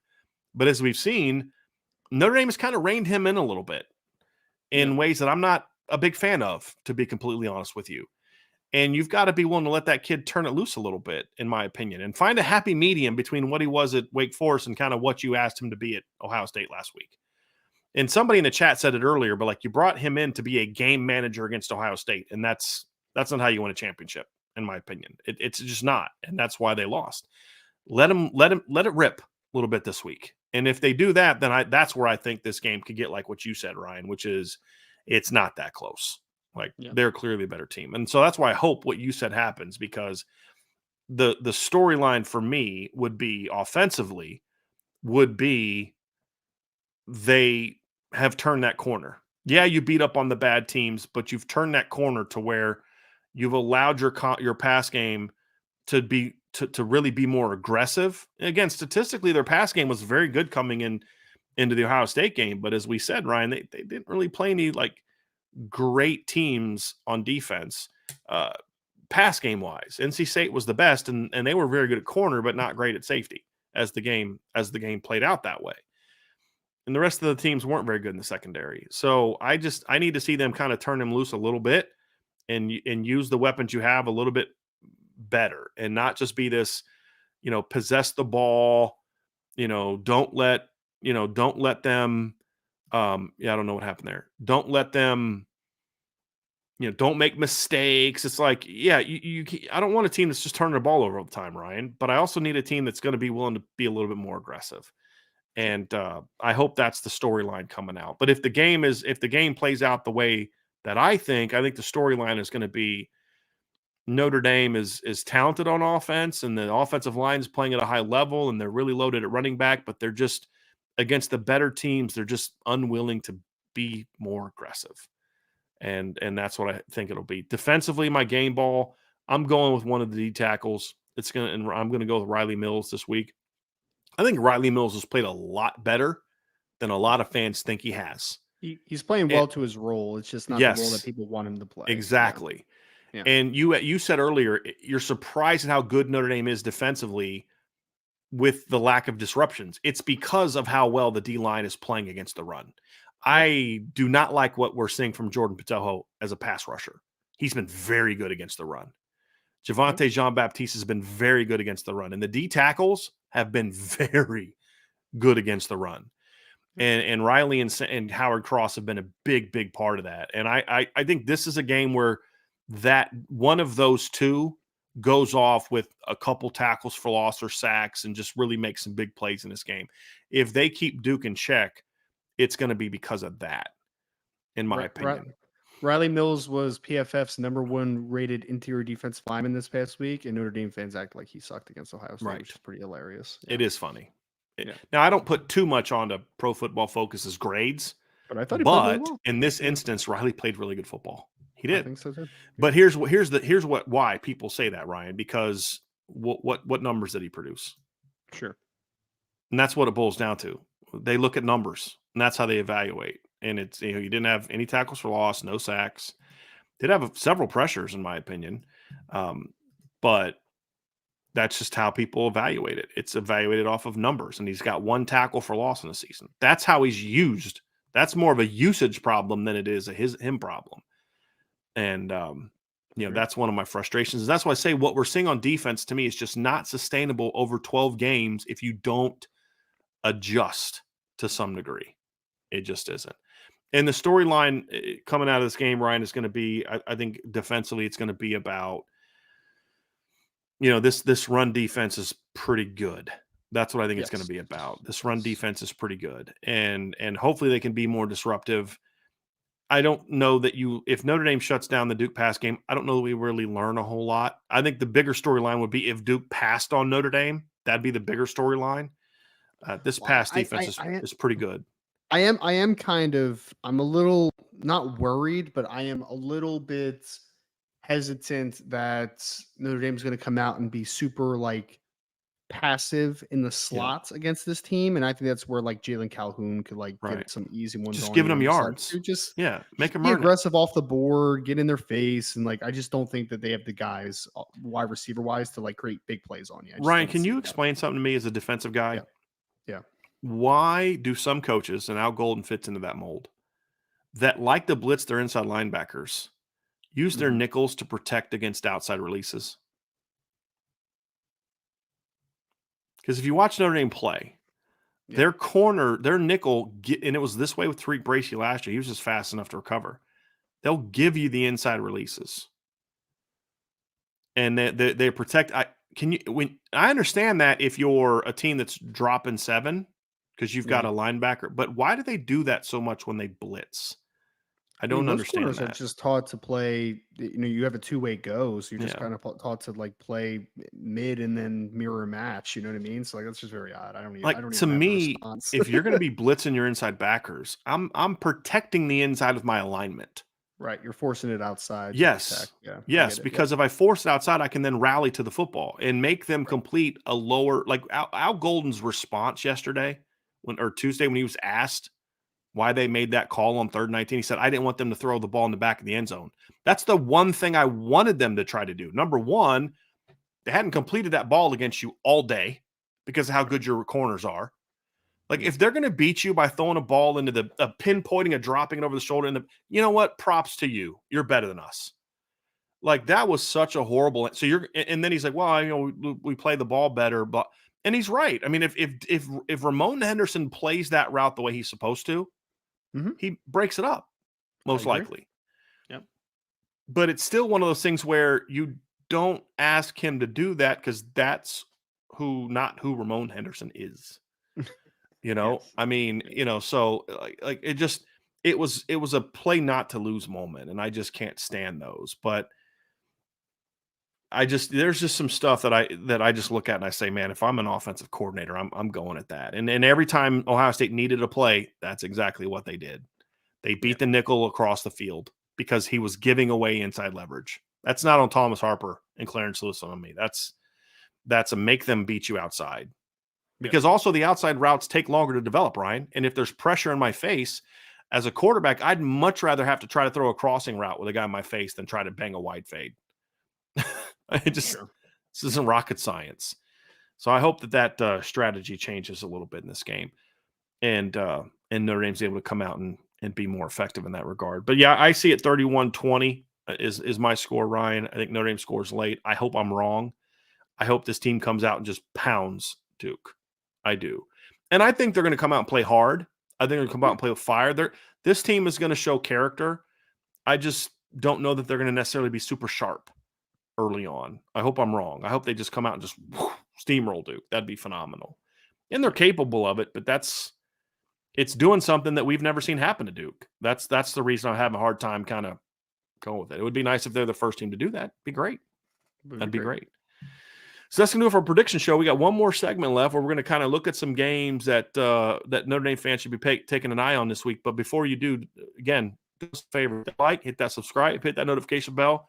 If you have not done so already, leave us a 5-star review and sign up for the message board at boards.irishbreakdown.com. So, Ryan, a segment we're going to do, it's going to be a shorter segment. We'll probably talk about 15, 20 minutes, is we're going to dive into some games now that Notre Dame no longer controls their own destiny. Notre Dame is 100% in control of what the outcomes will be for themselves in their next 7 games. They are 100% in control of that. They control how they play against Duke this weekend and Louisville next, and then USC, and then Pitt, and Clemson, and Wake Forest, and Stanford. Beyond that, their postseason future no longer is in their own hands because of the loss this weekend. So they're going to need some help. And so what we'll do when these segments each week is we'll kind of take a look at some games that we think can help Notre Dame in as far as getting to the college football playoff, because that to me is still the objective. If Notre Dame can make the corrections as a team that they need to make, my opinion of Notre Dame has not changed of what they can be this season, Ryan. My opinion has changed of whether or not they will be that team. But my opinion, and if anything, the way that they played against Ohio State solidifies that this team is really talented. They just got to be turned loose a little bit. In some areas, they got to play better in some other areas. They got to coach better in some other areas, right? But this team is very good. So we're going to look at some games that we believe could have the biggest impact for Notre Dame this season, like Notre Dame standing. So sometimes it'll be you need a team to lose. Sometimes it's you need a team to win. Sometimes it's looking at the Notre Dame needs an opponent to win to boost their resume. There's all types of different ways. So we're going to look at those games, and we're going to go chronologically, Brian. And the first game, and there's 2 Friday games we're actually going to look at. The first one is tomorrow night, Friday, September 29th at 7:00 on ESPN. Louisville plays at NC State. And so the question is, what game matters now? As far as Notre Dame's overall standing, it's you're going to get a win and a loss on your opponent strength of schedule. I mean, it's sure it is. Which one matters most for Notre Dame, Ryan? I'm going to contend that if you're a Notre Dame fan and you're wanting to know which game is best for Notre Dame, it's Louisville. Okay. Now, you play them both on the road, but Louisville would be the more recent, and there's always a recency bias when it comes to how teams, how voters, even the college football playoff to a degree, there's always a recency bias towards how they view a team. So if you beat Louisville, a ranked Louisville team on the road in October, it's going to look better than if you beat an unranked NC State team at the time on the road on September, was it 9th? Mm-hmm. So I think Louisville winning this game at NC State is better for Notre Dame, in my opinion. I think that when you lose a football game like Notre Dame just lost last week, it's kind of a break in a resume a little bit, right? And now the rest of the resume is what matters most, in my opinion. And NC State has a loss on the record. It's to Notre Dame at this point. Louisville is an undefeated team. And I think that right now you're banking on Notre Dame the rest of the season in their control, wins out, and potentially beats a Louisville team, a team that is gotten off to a I've been a little bit up and down, but like they've done some good stuff under Jeff Brom already, and Brian Brom is their offensive coordinator. Like there's been a lot of good to get out of that. So I think that Notre Dame coming off of a loss, it's almost like a new chapter of a season for me, right? When you kind of diagnose like where this team is and who this team is and what this team can contend for and what they could do moving forward. So I just think it's like comfortably Louisville, if I'm being honest. Like I think it's comfortably Louisville, in my opinion, because it's now going to be about what happens the last 7 games of your season if you are Notre Dame. The last first 5, it's going to be in the resume, obviously. But I think especially when you get more down to crunch time of when those votes really matter and what the committee thinks, that's what matters most is the back half of the schedule or the most recent part of the schedule. So I think it's Louisville convincingly. Yeah. Convincingly. Part of the reason it's that way for me too, Ryan, is because of how NC State has looked. Yeah. Meaning if NC State goes out and beats Louisville this weekend, they're not jumping to the top 25. There is a minor chance that Louisville could jump into the top 25 with a win this week.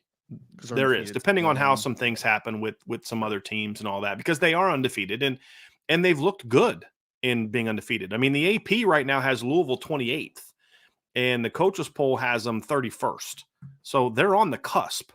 You know, they had 32 votes this week. Fresno at number 25 had 64. So there's a chance if there's some upsets this week that Louisville could jump into the top 25. NC State has no chance to jump into the top 25. I don't even know that they didn't receive a single vote in the AP poll, and honestly shouldn't. I mean, they lost by 21 at home to Notre Dame. They looked sloppy beating UConn, and they played really poorly again. Now they won, but they played really bad against a bad Virginia team. I mean, really bad against a bad Virginia team. So a bad team. Yeah. There's no choice that beating Louisville at home is going to boost their resume and start getting them in the top 25. Louisville wins, there's a chance. Because here's the other thing, too. Let's be honest, Ryan. If you're a conspiracy theorist like me, and I've become one the last few years, you don't think ESPN has already determined that next week's Louisville game is going to be a night game?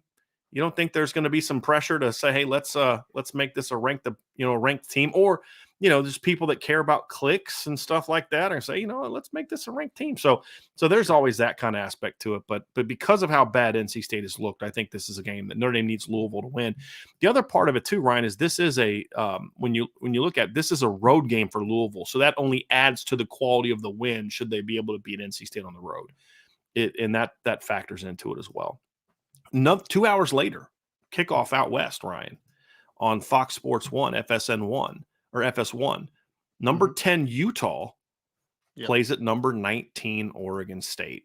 One of the things Notre Dame needs to happen, and we've talked about this, is for these leagues that are really deep to sort of annihilate themselves. Cannibalize each other, baby. Yes. Yep. Right now, that hasn't happened yet in the Pac-12 to a degree. Now, Washington State started it last week with a really good win over Oregon State. But there are still 6 undefeated teams in the league, but 5 overall undefeated 4-0 football teams in the Pac-12. Right. Now, a lot of them play each other, but they need to lose games that aren't just against each other where there's like 3 one-loss teams, right? Or 2 one-loss teams, because they don't all play each other because of the way that the league schedule is now. So this is one of those times where you need a team like Utah, who's back-to-back Pac-12 champs, who's 4-0 without their starting quarterback so far, ranked ahead of Notre Dame. They're going to get a lot of credibility, rightfully so, for the recent success.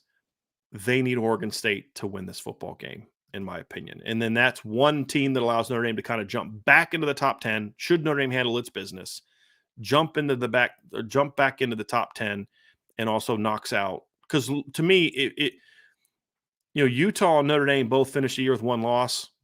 Notre Dame's loss is to Ohio State. Utah's is to Oregon State. Notre Dame's getting in the playoff. Yeah, I agree. That's just the way that it is. An undefeated Utah team would deserve to get in. Sure. Well, and Brian, I know in the preseason when people asked us about college football playoff picks and like that type of thing, I always kept Pac-12 team out of the playoffs in my scenarios because I do think they're going to cannibalize each other. I do. I mean, I think that what you saw last week, Washington State over Oregon State, is a minor upset. Like, I think that's going to become a pretty common occurrence during the Pac-12 season. Like, I don't think there's going to be a single Pac-12 team. Again, I could be wrong at the end of the day. Like, we'll see what happens. But I think every Pac-12 team is going to lose at least one game this Yeah, season. I really do. That league is deep, man. Like, it it's is. good. Like Utah, Oregon State, now Washington State playing good ball, Oregon playing good ball, USC, UCLA can pull an upset from time to time, right? They Washington, almost like, did it against Utah last week. That is not an easy out. Arizona is not an easy out right now, Ryan. They're not.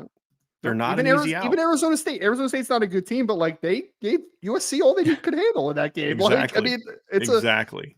a really good league. So I think that Oregon State has I mean, Oregon State's a tough football team, man. Yeah, they Yeah. came out on the wrong end against Washington State, but Jonathan Smith is going to be ready to match against Utah. And I'll say Oh, this yeah. about Utah: Utah's gotten the job done so far without Cam Rising. But the one thing I'll say is that I love Nate Johnson, the athlete, but they do not trust him as a passer. They don't No. trust him. They do not trust him. So they are a team. I don't know if it's sustainable offensively to continue winning the way that they're winning if Cam Rising does not get back healthy very, very soon. I know that it was a chance he could play last week, but like I just don't know exactly when he's going to be available fully, obviously. And UCLA laid a little bit of the blueprint out on how to keep Nate Johnson in the pocket.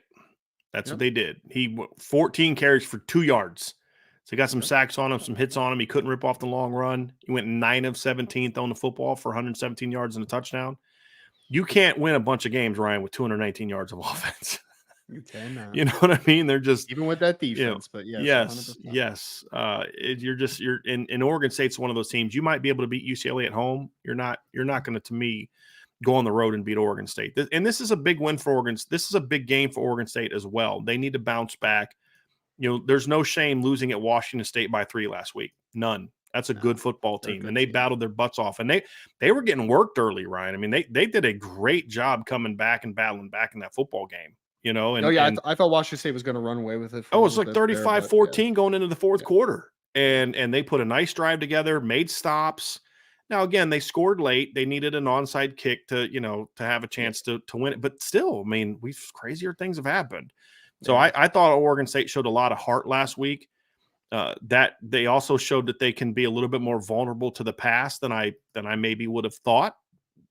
And that just might be that Washington State's just really good this year. But Cameron Ward is balling, man. He needs to be in the Heisman conversation right now. Right I mean, the now, numbers yeah, he's 100%. putting up. I mean, he went 28 of 34 last week for 404 yards and 4 touchdowns. I mean, he is absolutely on fire right now, playing just absolutely great football. And, I like what he's doing. So that's a game where Oregon State needs to bounce back, and it's obviously good for Notre Dame because it's just one more Pac-12. And here's the other thing, too, is when these other Pac-12 teams lose more games and then beat another, it makes the sting of the loss more from a perception standpoint. So if Utah drops a couple games and then goes and beats Washington later in the year, for example, now suddenly it's like, dude, you lost to a 2 or 3 loss Utah team. That's a bad loss. Where, again, we're getting into resumes now. If Washington's 12-1 and Notre Dame's 11-1 and Notre Dame's only loss is a 3-point home loss to Ohio State, and their loss is to a 3-4 loss Pac-12 team, that's going to matter more than if they lose to USC or beat USC or lose to USC by 3 or something like that. So that's where and this is what I hate about it, because now we have to have these conversations of style points and who has the best loss and all this because you didn't handle your business this weekend. But that's where we are, Ryan. Another quick game that I wanted to ask you about, USC at Colorado. I'm of the belief that I want USC winning every game except against Notre Dame. Like, I'm also of the belief that USC is going to kill Colorado this week. That's just my opinion. I don't know. We'll see. I think they're going to score more than they did against Oregon. I do. Yes, but I don't think this is what you and I have been saying, Ryan. Like, Colorado's offense is pretty good. They played a bad game against Oregon. They're going to be able to score a little bit. But the thing you and I have talked, their defense sucks. And especially once you take Travis Hunter off of their corner. Not that it would have mattered. Like, they still would have got rolled last week. But it doesn't help when your defense isn't very good and you lose your best player. Yes. So to me, it's one of those things where USC is going to score a lot of points this weekend. Yeah, I just don't know how you stop USC's offense if you're Colorado. I agree, Brian. Like, I think that I said this to someone the other day, but like, I think Colorado is going to score a decent amount against USC. I mean, I haven't put a score prediction on it, but like, if Colorado scored in the 20s, I wouldn't be shocked. I don't think Right. USC's defense is great, and I think that Shedeur Sanders is a good player, and I think that I think they can create some plays against USC. But ultimately, like again, I haven't put a score on it yet, but like I have a hard time thinking that they'll keep them below 40 points this week. Talking about USC, just because they have so In many the first half? playmakers, man. Well, no, I'm saying like in the game in No, general. I'm being Like sarcastic. I mean, Yeah. it's possible though. I mean, it is. I mean, I just don't know how they contend with Caleb Williams. I don't know Yeah. how they get pressure on him. I don't know how they're going to stop those wide. That is a deep wide receiver group, man. Dorian Singer hasn't even played that well yet, and you're just like Brendan Rice and Mhm. Taj Washington and like all these dudes. Like it's just a good receiver group. So Yeah. I think USC To me, rolls there's no outright. star there yet. Yeah, I think Zachariah it's deep. Brandt's eventually will be. Yeah, It's just like you said, it's a lot of them. Deuce Robinson's playing for them. I Dorian mean, Singer is like their yeah, fourth or fifth leading receiver right yeah. now. Like it's Mario wild. Williams Yeah, does nothing but catch short stuff. I mean, yeah, Mario Williams is 6th on their team in receiving yards. it's wild. So yeah, it's been impressive. Been very now again, they haven't played anybody worth a darn on defense, but you're doing what you're supposed to do against those teams. They're annihilating them. And yeah, they're impressive. So I'm in the boat of I think it's good for Notre Dame if USC keeps winning. Florida at Kentucky is another brief one. Kentucky is one of 3. I just want to bring this one up. They're one of only 3 SEC teams left that are undefeated. You know, there are no undefeated teams left in the SEC West. That's None. wild. They've all lost a game now. But Kentucky is one of those unranked teams. I don't think that game affects Notre Dame at all, other than just another SEC loss. It's just another annihilation. The SEC game that I want to talk more about, though, Ryan, is the one that is happening and I'll be keeping an eye on like Georgia Auburn, just some of those games, just because. But they're not going to have. I don't anticipate them going any certain kind of way. There's a game at 6:00 on Saturday night, which is a weird kickoff time. But number 13 LSU at number 20 Ole Miss. This is a big one for me because, again, yes, all the SEC West teams have a loss. Yep. But there are a couple SEC West teams that if they get in there, they can beat Georgia. This is a more vulnerable Georgia team so far than what they were the last couple of years. They're still very good, but we're talking about being vulnerable to maybe getting upset in the SEC title game. Worst case scenario for Notre Dame is that somebody from the SEC West runs the table, goes against an undefeated Georgia team and beats Georgia, and that's Georgia's only loss. Because you know what happens then? 2 SEC teams are getting the college football playoff, flat out. So it benefits Notre Dame to have those teams lose and not leave it up to Georgia to have to beat them in the SEC title game. And this is going to be one of the better chances for LSU to catch a loss this year, because I'm not as optimistic about Bama beating them. It's possible, but the rest of their schedule after this week, Ryan, is Missouri, home against Auburn, home against Army, at Bama, home against Florida, home against Georgia State, home against Texas A&M. This is a game that if you're looking at it from a team that wants to make sure that there's not 2 SEC playoff teams, this is one of those games that could have a big say in that, because Ole Miss is going to lose again. They will. They will again, yeah. LSU, not so much. If LSU loses this weekend, they're done. They're out. Yeah. And then now you start saying, well, in a few weeks, I'm almost to the point where I'm rooting for LSU to beat Bama, because now the league is done, or the West is done, I should say. So for me, I got my eye on this game because I want to see Ole Miss bounce back from their loss to Bama last week and pull off an upset against LSU. I don't know that they can, because I don't think their offense is that good this year. I really don't. But it's a game that I'm keeping my eye on for sure. It's a very strange pairing of teams, because I think LSU has shown their vulnerability so far as well. Like, yes, they lose to Florida State. Obviously, that's vulnerable in that sense. But like, they should have lost to Arkansas last week in back-to-back years, and Arkansas let them off the hook a little bit last week, in my opinion. Like, I think this LSU team has some warts that people really ignored in the preseason, and I think that they potentially lose a game or 2 down the stretch here. Like, there's no doubt about it. And also, Ole Miss is one of those teams, Brian, that was like, they get close to those upsets occasionally, it seems like, but they just rarely ever get on the other side of it, at least in the last couple of years. They just feel like they're going to upset someone at some point. Like, that's just the vibe I get for Ole Miss. So I am going to be strapped to the TV on that one. Oh, yeah. Because I really think that one is one that can go either way. I haven't even made a pick on that game yet, But I look at that game and I'm like, I wouldn't be shocked if LSU won. I wouldn't even be shocked if LSU won convincingly. Yes, agree. I also wouldn't be shocked if Ole Miss upset them, though. I No. think that there's a lot of ways that game can go, which is just it's very interesting right now. Isn't LSU the most Brian Kelly team of all time, though? It's Oh, like yeah. they're beating the team that they should beat, and then they lost the biggest game of the season, and they almost Right. lost to Arkansas because they were just better coached, in my opinion. But that's a conversation for another day. But Agree. yeah. Here's what gives me some thoughts that LSU might be able that the LSU's vulnerable to Ole Miss because it's about matchups, right? Football is about matchups, and LSU's offensive line has not been great, in my opinion, at protecting Jaden Daniels against the better teams on their schedule. Yeah, I don't think that he has. They have, and if he's not comfortable in the pocket, like if he can sit back in the pocket and get time to throw, he will rip you up because he has good weapons and he's a good quarterback.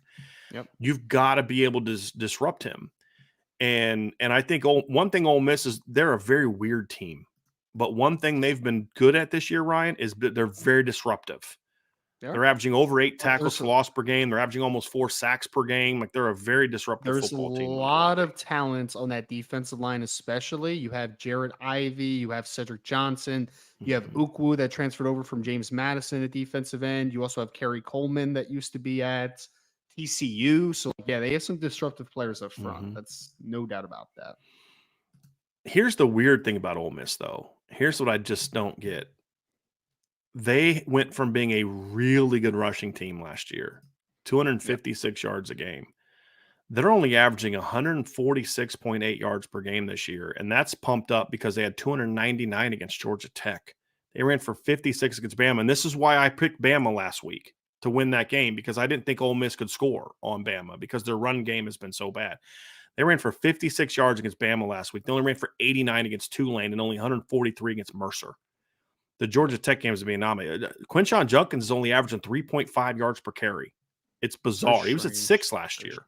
Yeah, he was or 5.7 last year as a freshman. I know they lost a couple offensive linemen like Nick Breaker and Zach Evans at running back, right? Like, it's kind of weird. But this big of a drop, though, it's like it's a very strange drop off. They're going to have to with a quarterback that runs the ball well as well, right? Like he's their leading rusher. He's got 219 yards. But they're doing almost nothing else. I mean, in 4 games, their top 2 running backs have only combined for 292 yards in 4 games. That's it. Strange. And Quinshon Judkins last year, Ryan, I mean, as a freshman, ran for over 1,500 yards in 13 games. In 4 games, he's only 201 yards so far this year. That's it. Yeah. And a lot of their rushing yards against Georgia Tech were the quarterback. The quarterback ran for over 100 yards. And, it just – so they're going to have to get that going because I don't think they can beat LSU if it's all on Jackson Dart sitting back in the pocket throwing the football. I don't think they can beat LSU that way. And I have a feeling they will get it going at some point because for the shortcomings Lane Kiffin has as a head coach so far, he's a really good offensive guy. I mean, like his teams always seem to run the football really well. So I think they'll get it going at some point. Is this the week it happens? Shall see. No idea. Yeah. LSU's been good, solid against the run. Not great, but good. I mean, giving up 130 to 140 a game against the better teams in their schedule. No one's ripped them, but they haven't dominated anyone either. I mean, Mississippi State ran for 94. Mississippi State can't run a football. Florida State, they held to 135. That's pretty good. They held Arkansas to 137. That's pretty good. So, like, they're good, but they're not, like, lights out yet. Yeah. But, like, as I said, Ole Miss has just really struggled to run the football, which is just also a game where bizarre. You need the Ole Miss passing attack to explode a little bit this week because LSU's not been great at stopping the pass. Yeah. Hey, we talk. I mean, those are really the primary games, Ryan, that we're going to take a look at this week. There's not a whole lot of others that are that kind of game that they're just kind of a big say. Ohio State doesn't play this week. Iowa State at Oklahoma is an interesting one.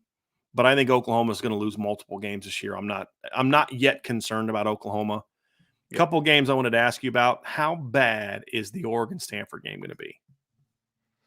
Oh my gosh. I was actually hoping, and it seemed like it was going to be the case early on, but like I thought Stanford was actually going to be a little bit more of a competitive team. Not a good team, but like just a little more competitive, like one of those tough teams. But Oregon's real, man. I'll say this. Nix is playing good football.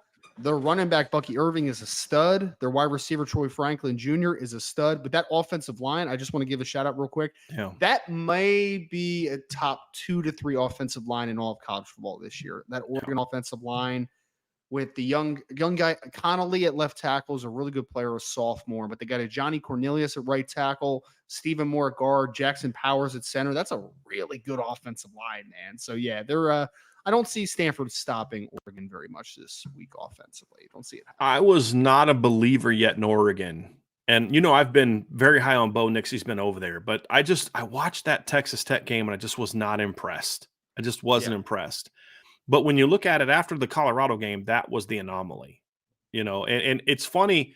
You got all these crybabies talking about Dan Lanning running the score up. First of all, I think Dan Lanning act like a jackhole. I just think I don't like Dan Lanning at all. I can't stand the guy. They scored 7 points in the second half against Oregon. I was going to say it was 35-0 at halftime, wasn't it? They scored 7 freaking points in the second half. Right. So and none in the fourth quarter. Something if they wanted. Yeah, they did. Yeah. But the thing that surprised me, honestly, last week, Ryan, was how well their defense played. I mean, you expect them to shut down the run game because Colorado can't run football.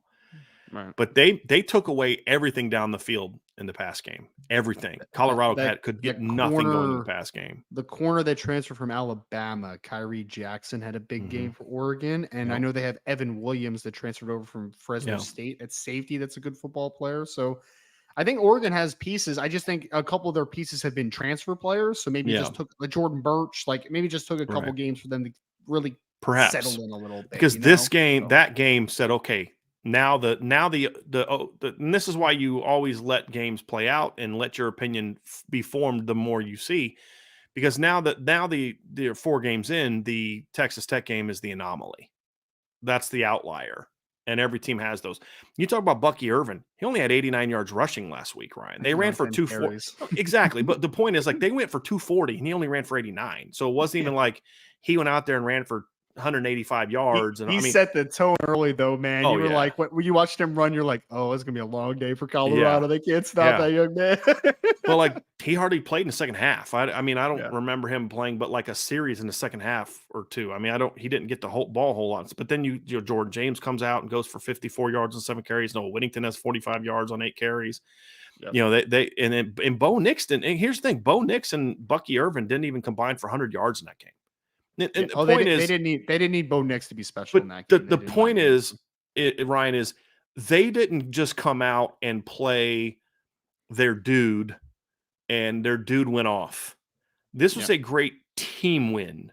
Like, a lot of dudes contributed to this butt kicking. It was a bully ball outing, in my opinion. Like, if I give a game ball to anyone in that game, it's the offensive line. I just think that they dominated Colorado from start to finish. And why are people calling Dan? I just called him a bully. Isn't that what football's supposed to be? Aren't you supposed to bully your opponent? Isn't that kind of part of it?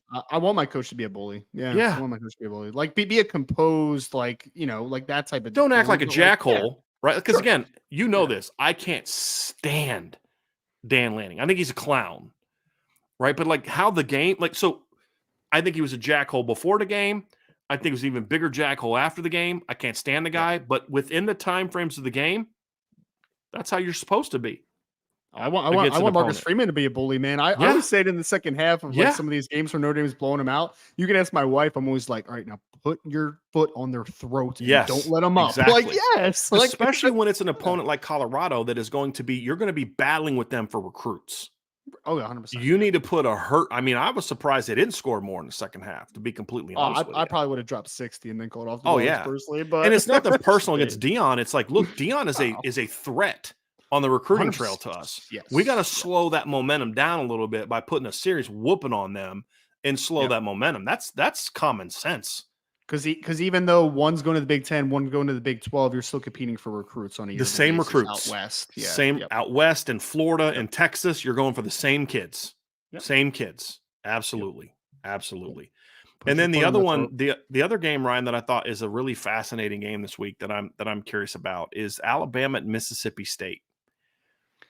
Bama had a nice win last week, but I'm still not a believer. They're not a good football team. They're not a good No, football they're team. They have not. good players in certain spots, but they're not a good football team. Luckily for them, though, I think Mississippi State's actually kind of a below average football team. Like, Yeah. I do not think they're good. Like, Yeah. they completely changed the structure of how they play offensively. Will Rogers is now a game manager, kind of under center guy a lot, and they are a running team, which is just really, really strange. I actually kind of like the Marks kid at running back. I think he's a decent little player, but it's like, you cannot have that big of an identity shift in one year seamlessly. Like, it's just not going to happen. That was a mistake by a first-time coach who felt he had to do some sort of, it's got to be my team. And it's like, especially with the way you took over, this isn't a situation where Mike Leach got fired and you needed to change your identity, right away because it wasn't working. The guy passed away.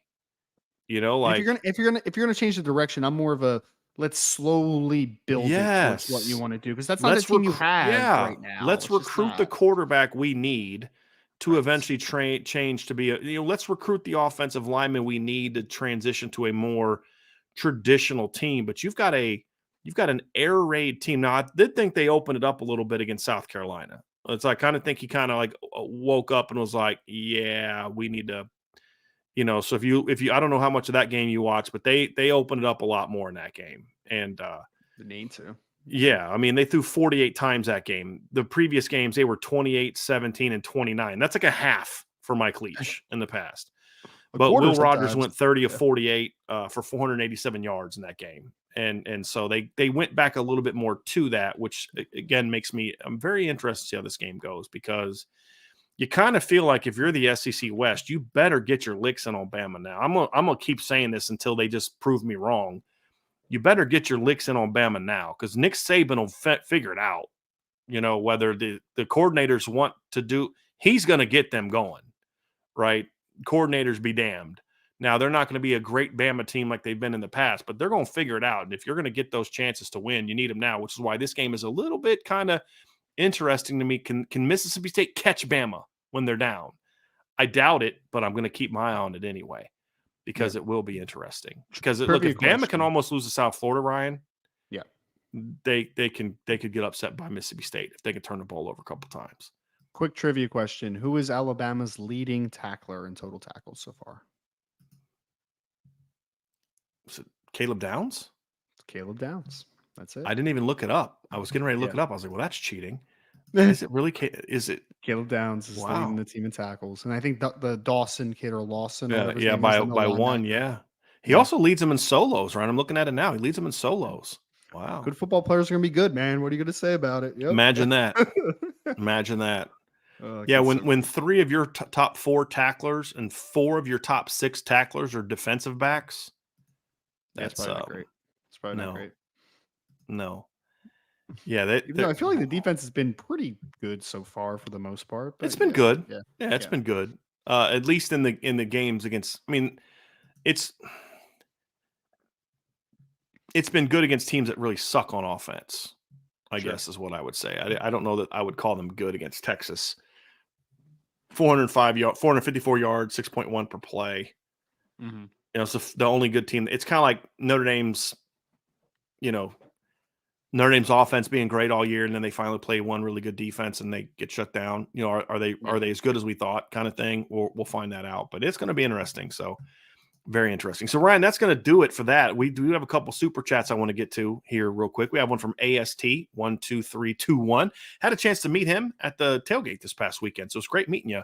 I think Duke is a good team, but I also don't think it's disrespectful to think we should pull away from them by the third quarter if we don't implode. I don't think that's disrespectful. I mean, Ryan, Notre Dame should beat Duke soundly on paper. Yes, on paper, yeah. But what would be disrespectful, in my opinion, is more of, they're going to pull away because Duke sucks and they're not that good. And you can respect Duke as a team and still say Notre Dame's should be way better. I have no problem with that. No problem with that. I think that's very fair.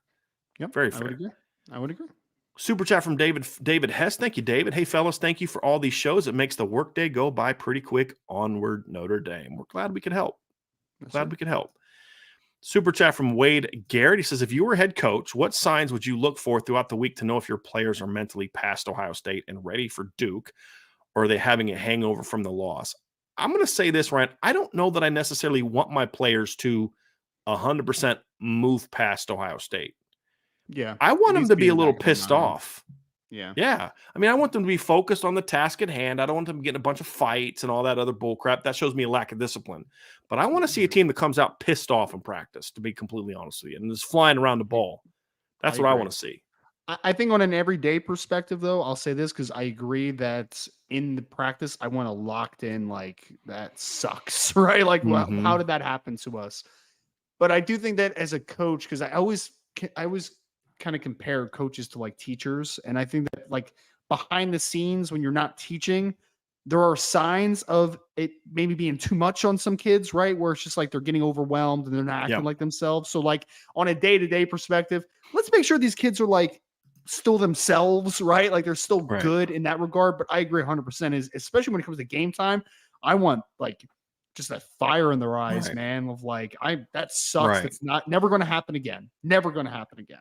Other things, you want to make sure that they're not responding to mistakes in practice differently than they did in the past, where now their heads are going down. Right. A mistake now leads to a second mistake because that shows a lack of confidence. Those are things you can look for in practice as well. Next play is the best play. Yep. So you want to just say, hey, guys, we don't need to change who we are. We just need to be a better version of who we are. Play 100%. Because it's everything Marcus Freeman said before the Ohio State game is still true about this team. Notre Dame can't beat Notre Dame. And Notre Dame beat Notre Dame against Ohio State. And coaching-wise and player-wise, 100%. So how do you respond to it? You want them to be a little pissed off, but you still need them to be very focused on the task at hand. Because if you're pissed off and that leads to to undiscipline, I'm playing too hard, I'm out of control, I'm getting penalties, I'm starting fights. That's not the kind of pissed off that I'm looking for. Right. You nailed it. It's the pissed off that says, I don't ever want to freaking feel that again. Yeah. That kind of pissed off. That's what I want to see. And if you see that, then you're like, we're going to be all right. We may make some mistakes and some different things like that, but we're going to be all right. This team does not like how they're feeling right now. And there was rumblings, Ryan, that a lot of people on campus were reporting that the team was in the stadium replaying the end of the game on the scoreboard. Someone asked about that the other day. And if they did, I love it. That's freaking great. Love it. And I would make the coaches watch too, man. It wouldn't just be like were a in player there, thing. from what I was told. Everybody is there going to watch this. We never want that to happen. Yes. Again. Remember what that feels like. Yeah. And do what we need to do to make sure it never happens again. I actually, if he did that, if that's actually true, I freaking love that. Me too. I do. I used to watch losses when I was in high school. Like I would watch them before big games sometimes. Because who the heck wants to feel like that? No one wants to feel like that. But there's a difference between not wanting to feel like that and doing something about it so that you don't feel like that again. That's what I'm looking for Notre Dame is, do they take that action necessary to say, yeah, no one wants to feel that way, but we're going to change it. It's not going to happen. Yes. 100. Absolutely. Absolutely. Got a super chat from Kay Grant. Ryan had a chance to meet him as well at the tailgate this past weekend. Yes, we met a lot of folks this weekend. It was awesome. And then last one, Charlie Weiss's last belt loop says, I'll be the handsome guy in the #1 white jersey, third row coach this Saturday. All jokes aside, let's win this on the plane now to Jacksonville, North Carolina. I hope there's like 6 different guys with like #1 white jerseys, and you have to decipher which one's the handsome one. Well, the funny one is, because you meet these people and they give you their names. Like I'm so-and-so on the board, and it's just like, I don't know why, but like I get opinions of like in your head what people actually look like. Yeah. But a lot of times it's like based on their profile. So it's like I just think of Charlie Weiss when I think of his. He definitely looks like Charlie Weiss. And it's like he comes up and he's like this tall, skinny guy. I don't know what he looks like, but it's just really funny when you think that happens to me a lot. And I don't know if it happens to you, but this happens to me in podcasts. Cause like when I listen to a podcast, I rarely ever know what the person looks like. Yeah. I'll listen to their voice and just like in my mind, I'm visualizing what they look like. And then I see them, I'm like, oh, that's not what I thought he'd look like. Like, Joe, like when I first heard Joe's voice, I thought he was going to be like this strapping guy. Like, and then I saw him and I'm like, oh, you're just a little 5'11" long snapper, man. You're not a strapping guy at all. Nope.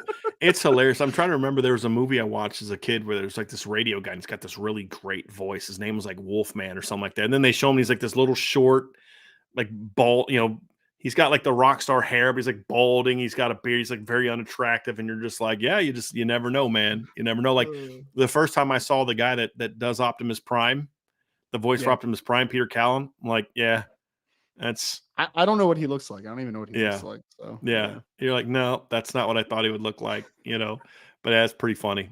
It's pretty funny, but yeah. And then there's some people you listen to and you're like, that's exactly how I picture you looking like. Yes. There's been a couple times I've heard songs from singers, and I'm like, oh, this person looks like this, or this person must be that, and then you're seeing like, nope, not at all what I thought that would look like. Right. So I got that one wrong for sure.